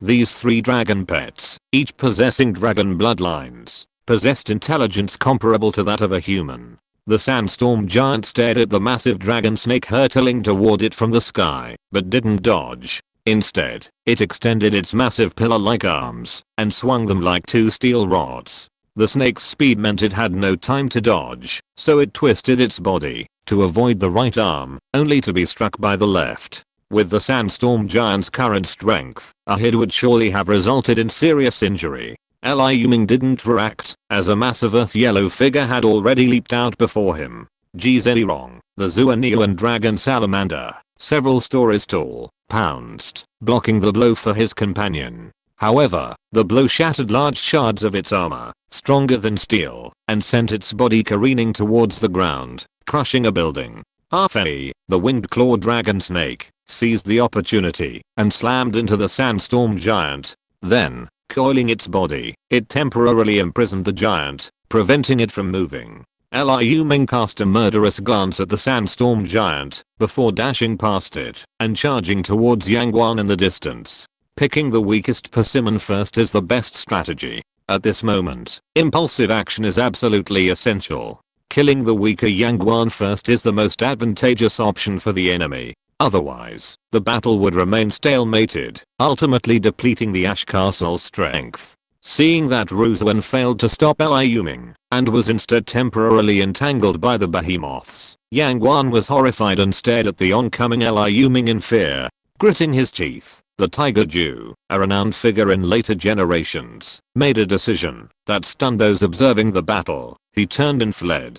Cowardly before the battle, Qin Yu, who led his men on the wall, bombarded the coalition forces with an expression of utter excitement. It's time to counterattack. Open the gates, charge out. With that, the logistics manager leaped from the wall, brandishing his weapon, and charging at the coalition forces. Kill. A deafening cry emanated from the Ash Castle's defenses. Immediately after, as the gates swung open, hundreds of reinforcement burst forth from behind the walls. Some were members of the second line of defense, while others were the final reinforcement Huang Sucheng had brought in upon hearing the news. Run. Liu Ming stomped his foot onto the ground with a thud like a cannonball, closing the distance between him and Yang Guan. As his speed slowed, he flapped his wings, accelerating again with the aid of gliding speed. Yang Guan, still fleeing, felt Liu Ming approaching, and a fright and dread filled him. He watched Liu Ming, chasing Yang Guan, retreat, Lu Zuan entangled, and the blood-red behemoth slaughtering the coalition forces. Everyone in Ash Castle knew the outcome was inevitable. As long as they held on, the coalition's final defeat was practically certain. Surrounded by the coalition forces, Fangen and other elite iron guards, whose strength was constantly being eroded, were now in high spirits. Despite being exhausted both physically and mentally, they miraculously unleashed a powerful fighting force. Meanwhile, the coalition forces, all looking as hen, were completely demoralized. The situation for the three leaders was precarious. If their second-tier forces were completely destroyed, anyone could imagine what lay ahead for the coalition. The warriors of Ash Castle, driven by their fury, took the initiative, and, following behind three undead knights, actually repelled the coalition forces for the first time, expanding their range, having previously been squeezed into a corner. When Qin Yu joined the fray with fresh troops, counter-encircling the coalition forces from the outside, the Marjan and his men at the center of the battle were even more fired up. The coalition forces of 2,000 were surrounded from both inside and outside by Ash Castle's mere 1,000 men, leaving them unable to defend themselves. The Kangao blood beast, however, was unstoppable within the coalition forces, slaughtering with unstoppable abandon. From the moment the beast charged into the coalition, no fewer than 200 soldiers had perished at its hands. Ruzen, enraged, was held captive by the incredibly resilient body of the winged claw dragon snake, unable to escape. When he attempted to personally break free from the sandstorm giant, while Liu Ming was away, the abominable purple tiger-like creature would appear, striking him like a bolt of purple lightning, nearly injuring him several times. Ultimately, Ruzen, helpless, struggled against the sandstorm giant and the winged claw dragon snake, gradually freeing himself. I'd like to thank everyone who has contributed to and updated the series recently. Remember the assessment: Stealing Life, Night Shadow Tour, Night Humor, Jinsokio's Death God, Belay, Book Friend 150,518,193,902,866, Ash Xiaoi, Yang Yang Yang Yang, Xiangji Yulang. Fui Xiangsha, Kaiser Arxio, 99.8, la la la la la, still remembering the years of Jingsheng, Satan's Necromancer, Zion's Trouble, Water Flows Forever 111, Book Friend 2017040215112958. Book Friend 201706231452247225. Quiet and prosperous, colorful white and black, tracing the Knights Zuan Iao, Assassin Star Stripes, putting a fake chicken brother, and Misfire. Thank you very much. I'd also like to thank everyone who has subscribed and voted for me. Thank you very much. Chapter 322, Flying Hard Thick Sand Grave. The demoralized three-fort coalition forces collapsed after Liu Ming returned to the battlefield carrying Yang Guan's body. Countless soldiers fled in panic, even the middle and higher ranking officers of the three forts, completely losing their will to fight. not to mention the lower ranking soldiers, each of whom fled at a speed far greater than usual, wishing their parents had given them 2 more legs. Their potential exploded. They ran faster than if they were on adrenaline.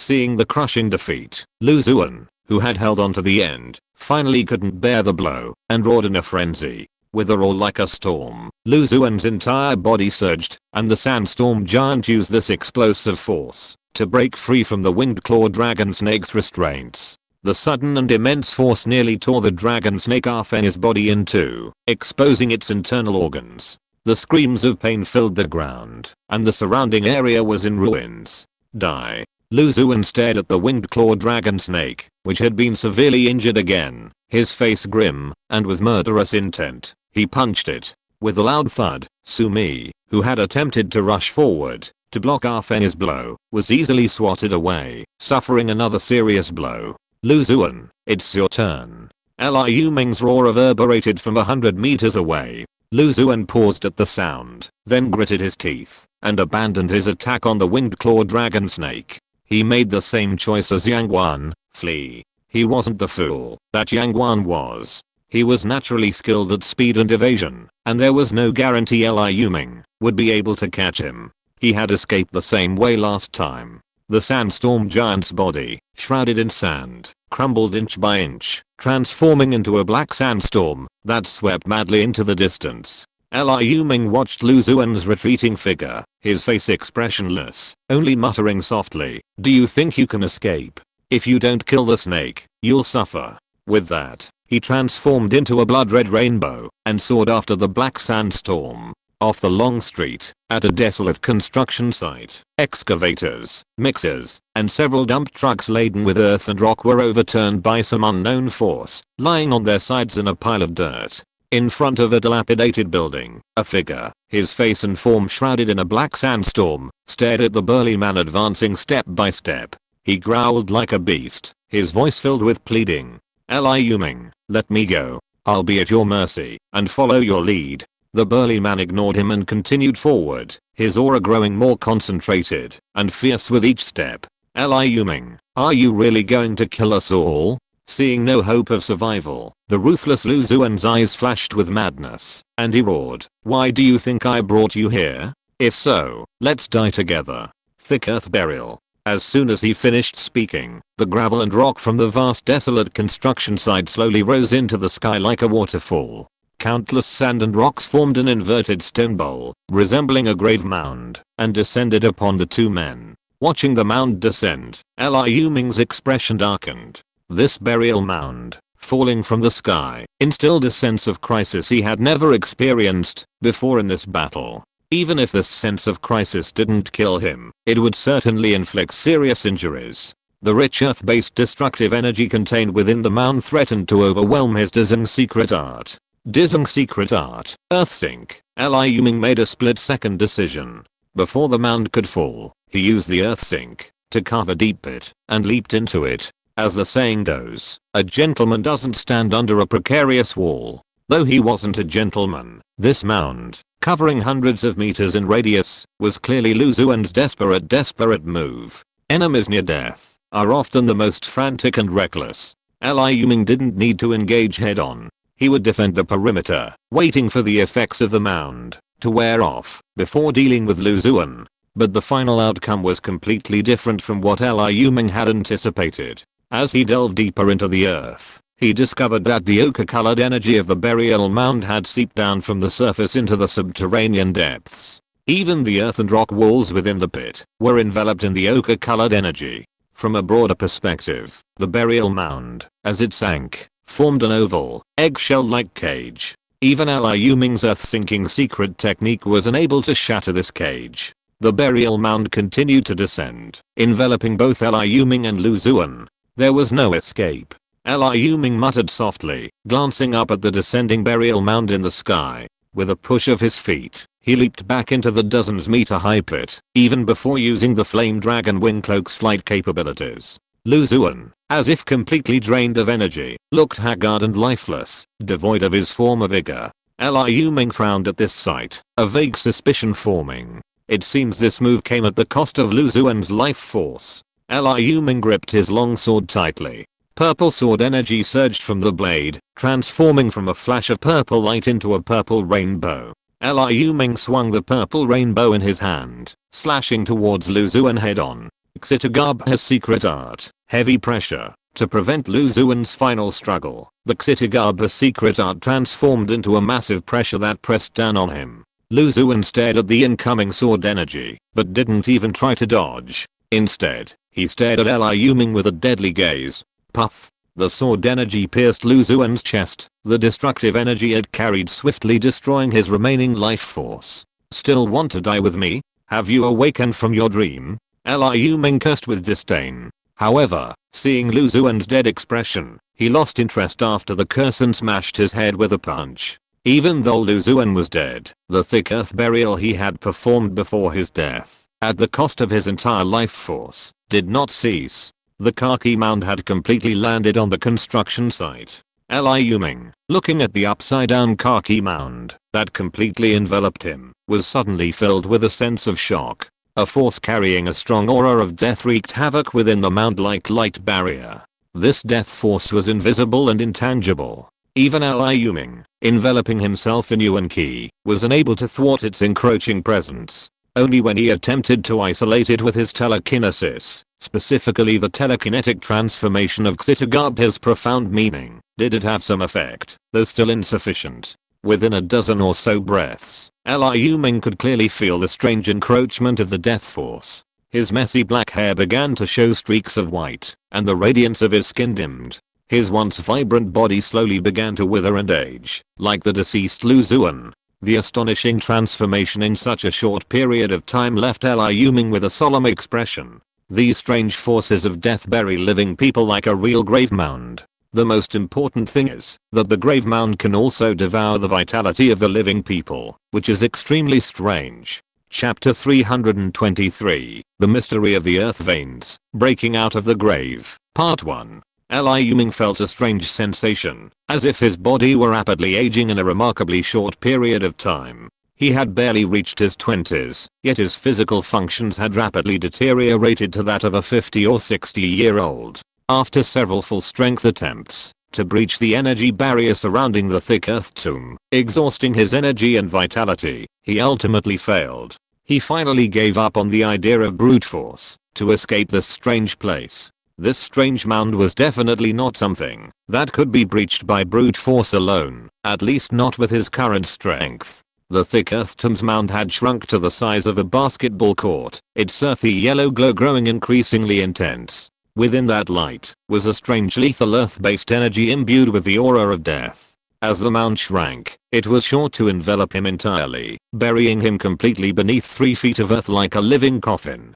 A flicker of surprise finally crossed Liu Ming's usually calm face. He could clearly sense the rich earth element within the strange ochre-colored energy raging within the mound. Though this earth element was mingled with strange negative energies like death, it was essentially inseparable from the fundamental energy of earth. Liu Ming suddenly closed his eyes, stretched his hands forward, palms facing downward, and pressed them downward. Xitagab's secret technique, landslide, rocks of astonishing weight materialized from thin air, crashing down onto the energy barrier above the mound with a crackling clatter, like raindrops hitting low quartz. The landslide secret technique triggered a downpour of rock fragments, their powerful force causing the mound's energy barrier to flicker and become extremely unstable. But before Liu Ming could rejoice, the ochre-colored mound began to stabilize again. The remaining boulders, this time falling onto the ochre-colored wall, had a much lesser force, comparable to a violent storm crashing against the eaves of a house. The attack on the mound seemed to have triggered some of its hidden properties. The area covered by the mound, originally only the size of a basketball court, rapidly expanded, swiftly shrinking to the size of 1 or 2 houses.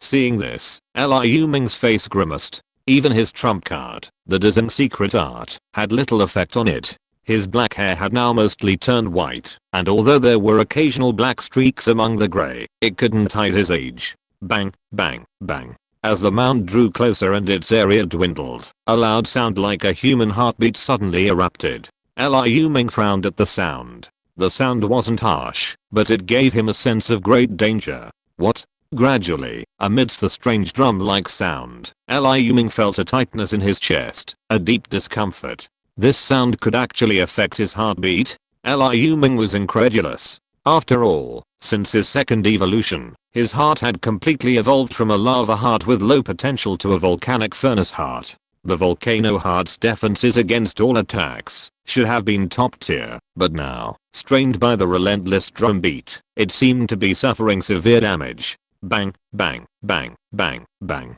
The thumping continued from the shrinking, yet increasingly powerful earthen tomb. Liu Ming's heart too thumped in time with the drum beats, but gradually, the thumping of the volcano heart lost its former vitality and surging power. Liu Ming's heart skipped a beat. He hadn't expected even the volcanic furnace, which he considered the most powerful, to be defeated. Wait, what was the pattern of this drum beat? Suddenly, as his heart beat to the eerie rhythm, Liu Ming seemed to have a flash of inspiration. But in the blink of an eye, he couldn't fully grasp the flash of inspiration. By this time, Liu Ming's black hair had completely turned grey and white, with no trace of a third color between the two. His skin and features, once unkempt but vibrant, had become haggard, wrinkled and withered. Without the collagen of youth, he looked more like a man in his 50s. If this continued, even if he wasn't trapped to death by the barrier, his vital energy would inevitably be mysteriously drained, his body failing, and he would eventually die of old age within.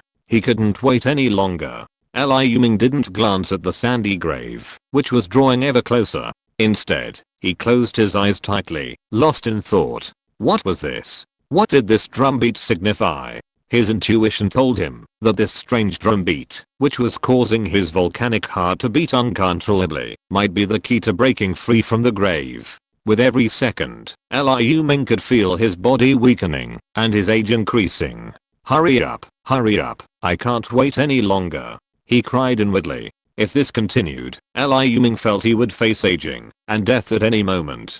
Drumbeat, pulse, earth, the earth. Liu Ming grasped a few key words, and the aura seemed to be captured once again in its entirety, from the smallest details. Earth, the Dizeng secret. Liu Ming's body was gradually lifted by the invisible swirling sand, slowly floating up from the ground. The Dizeng secret and his telekinesis operated subconsciously, generating a profound wave of vibrations, completely different from the three Dizeng secrets Liu Ming had previously mastered: collapse, subsidence, and heavy pressure. Boom, boom, boom, boom.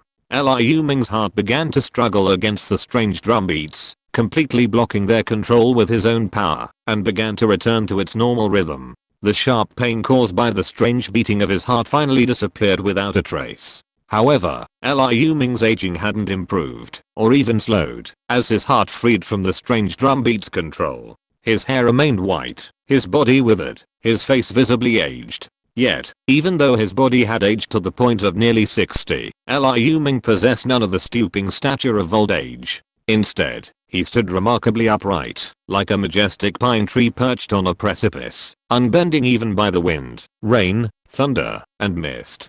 Having blocked the mysterious, deadly drumbeats, he was not far from completely breaching the thick earthen tomb that Lu Zuan had sacrificed his life to create. It would simply take a little more time. Right now, time was what Liu Ming lacked most. If he continued to age, his bodily functions would completely fail, leading to his death.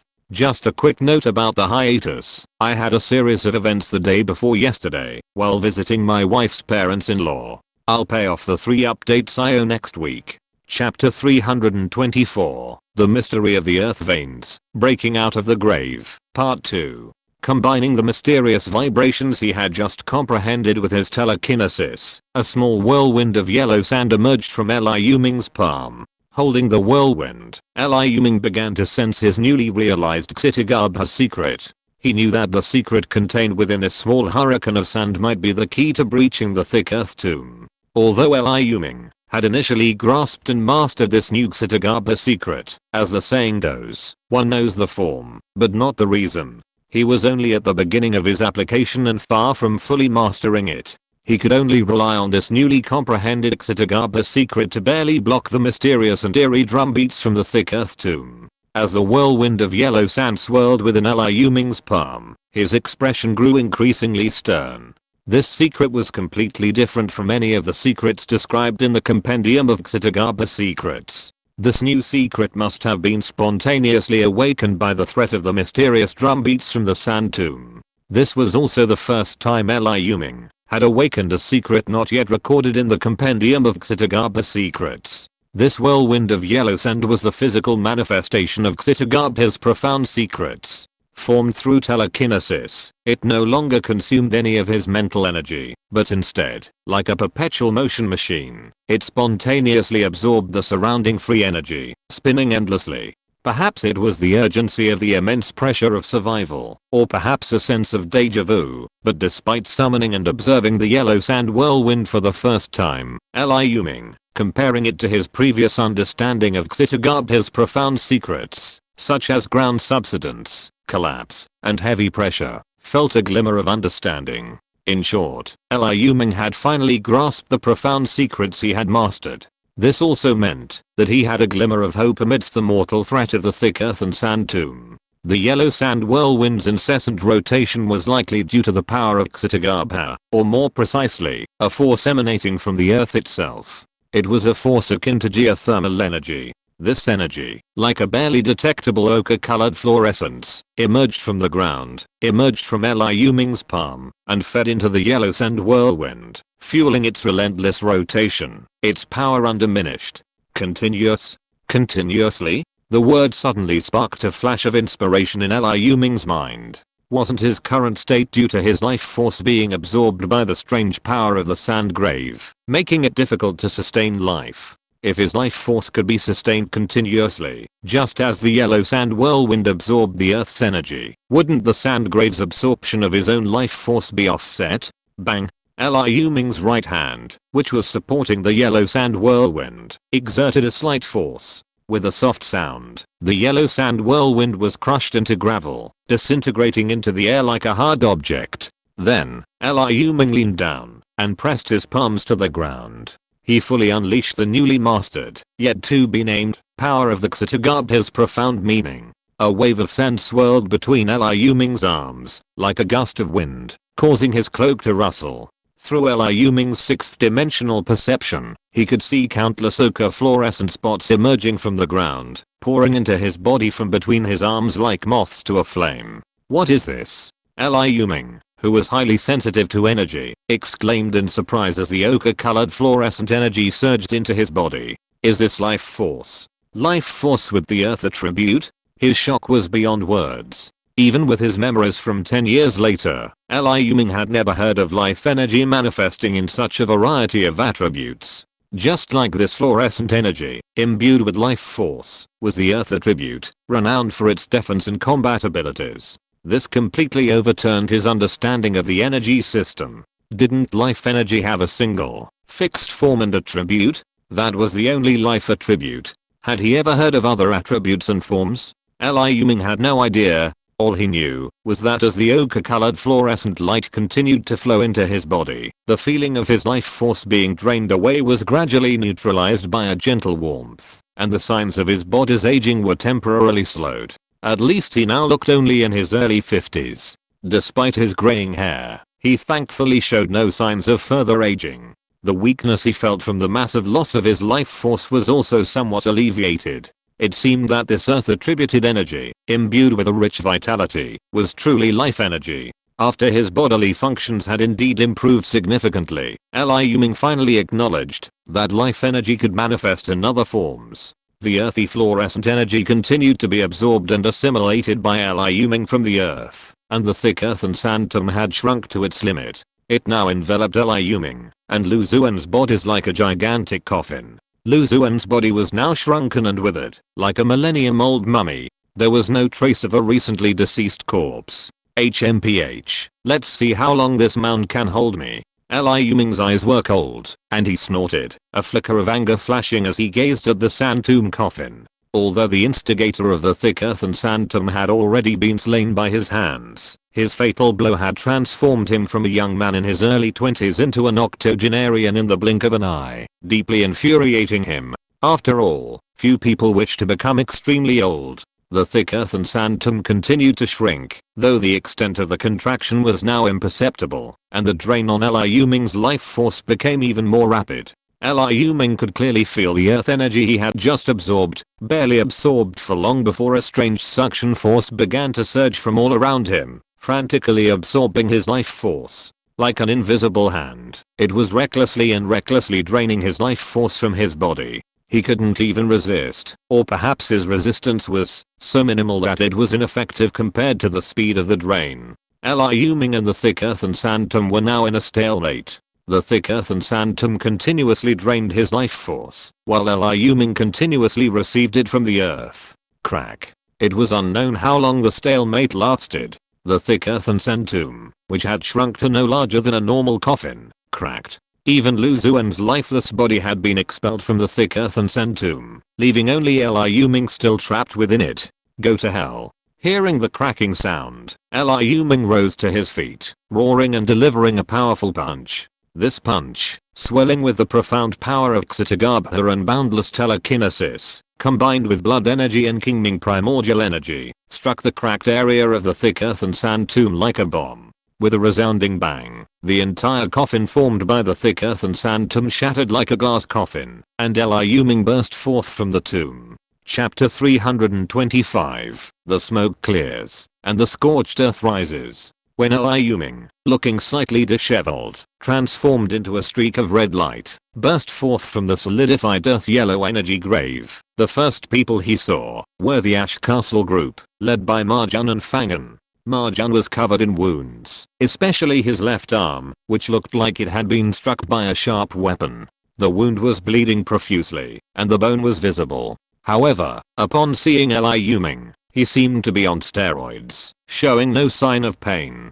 Instead, he lowered the weapon he had been holding high, as if preparing to attack the thick earth and sand grave, his eyes filled with uncontrollable surprise. Fangan, the other Ash Castle elders, and Marjan all had the same expression. Liu Ming, suspended in midair by telekinesis, met their gazes, his eyes revealing a complex mix of emotions. Finally, all the emotions in Ashburg fused into one simple cry, "Boss, welcome back." Liu Ming looked at the bustling crowd of more than a dozen people, many of them familiar faces, and asked, "Is the battle over? Why are you here?"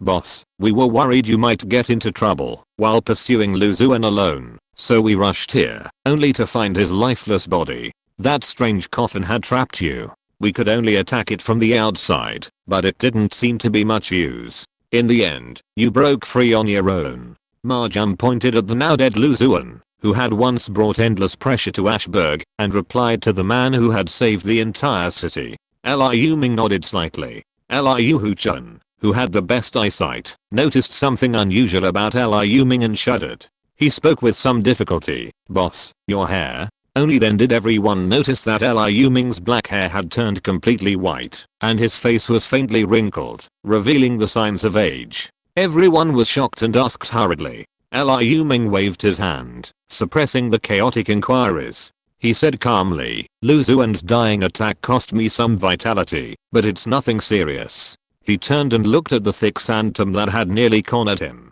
At that moment, the coffin, which had shone with an earthy yellow aura so intense it was practically tangible, actually broke apart like a yellow crystal coffin.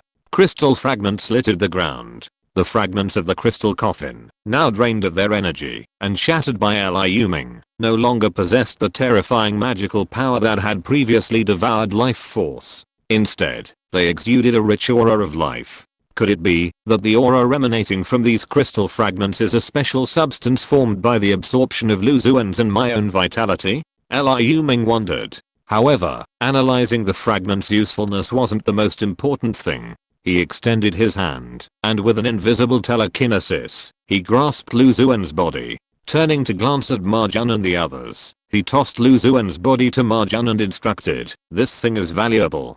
Take it with you. Also, leave a few of you to collect all the crystal fragments. The rest of you will return to the battlefield to deal with the remaining battle." With that, his wings fluttered, his cloak rustling in the sudden gust of wind. He transformed into a streak of bloody light and shot off in the direction he had come from. Marjan caught Lu Xuan's body, tossing it a few times, as if weighing an object. Then he said to the others around him, Liu Huchun, take a few men and collect these fragments. The boss seems to value them very much. Remember to make sure nothing is left behind. Everyone else, follow me and fight back. Finally, after 3 men stayed behind to assist Liu Huchun in collecting the fragments, the rest hurried back.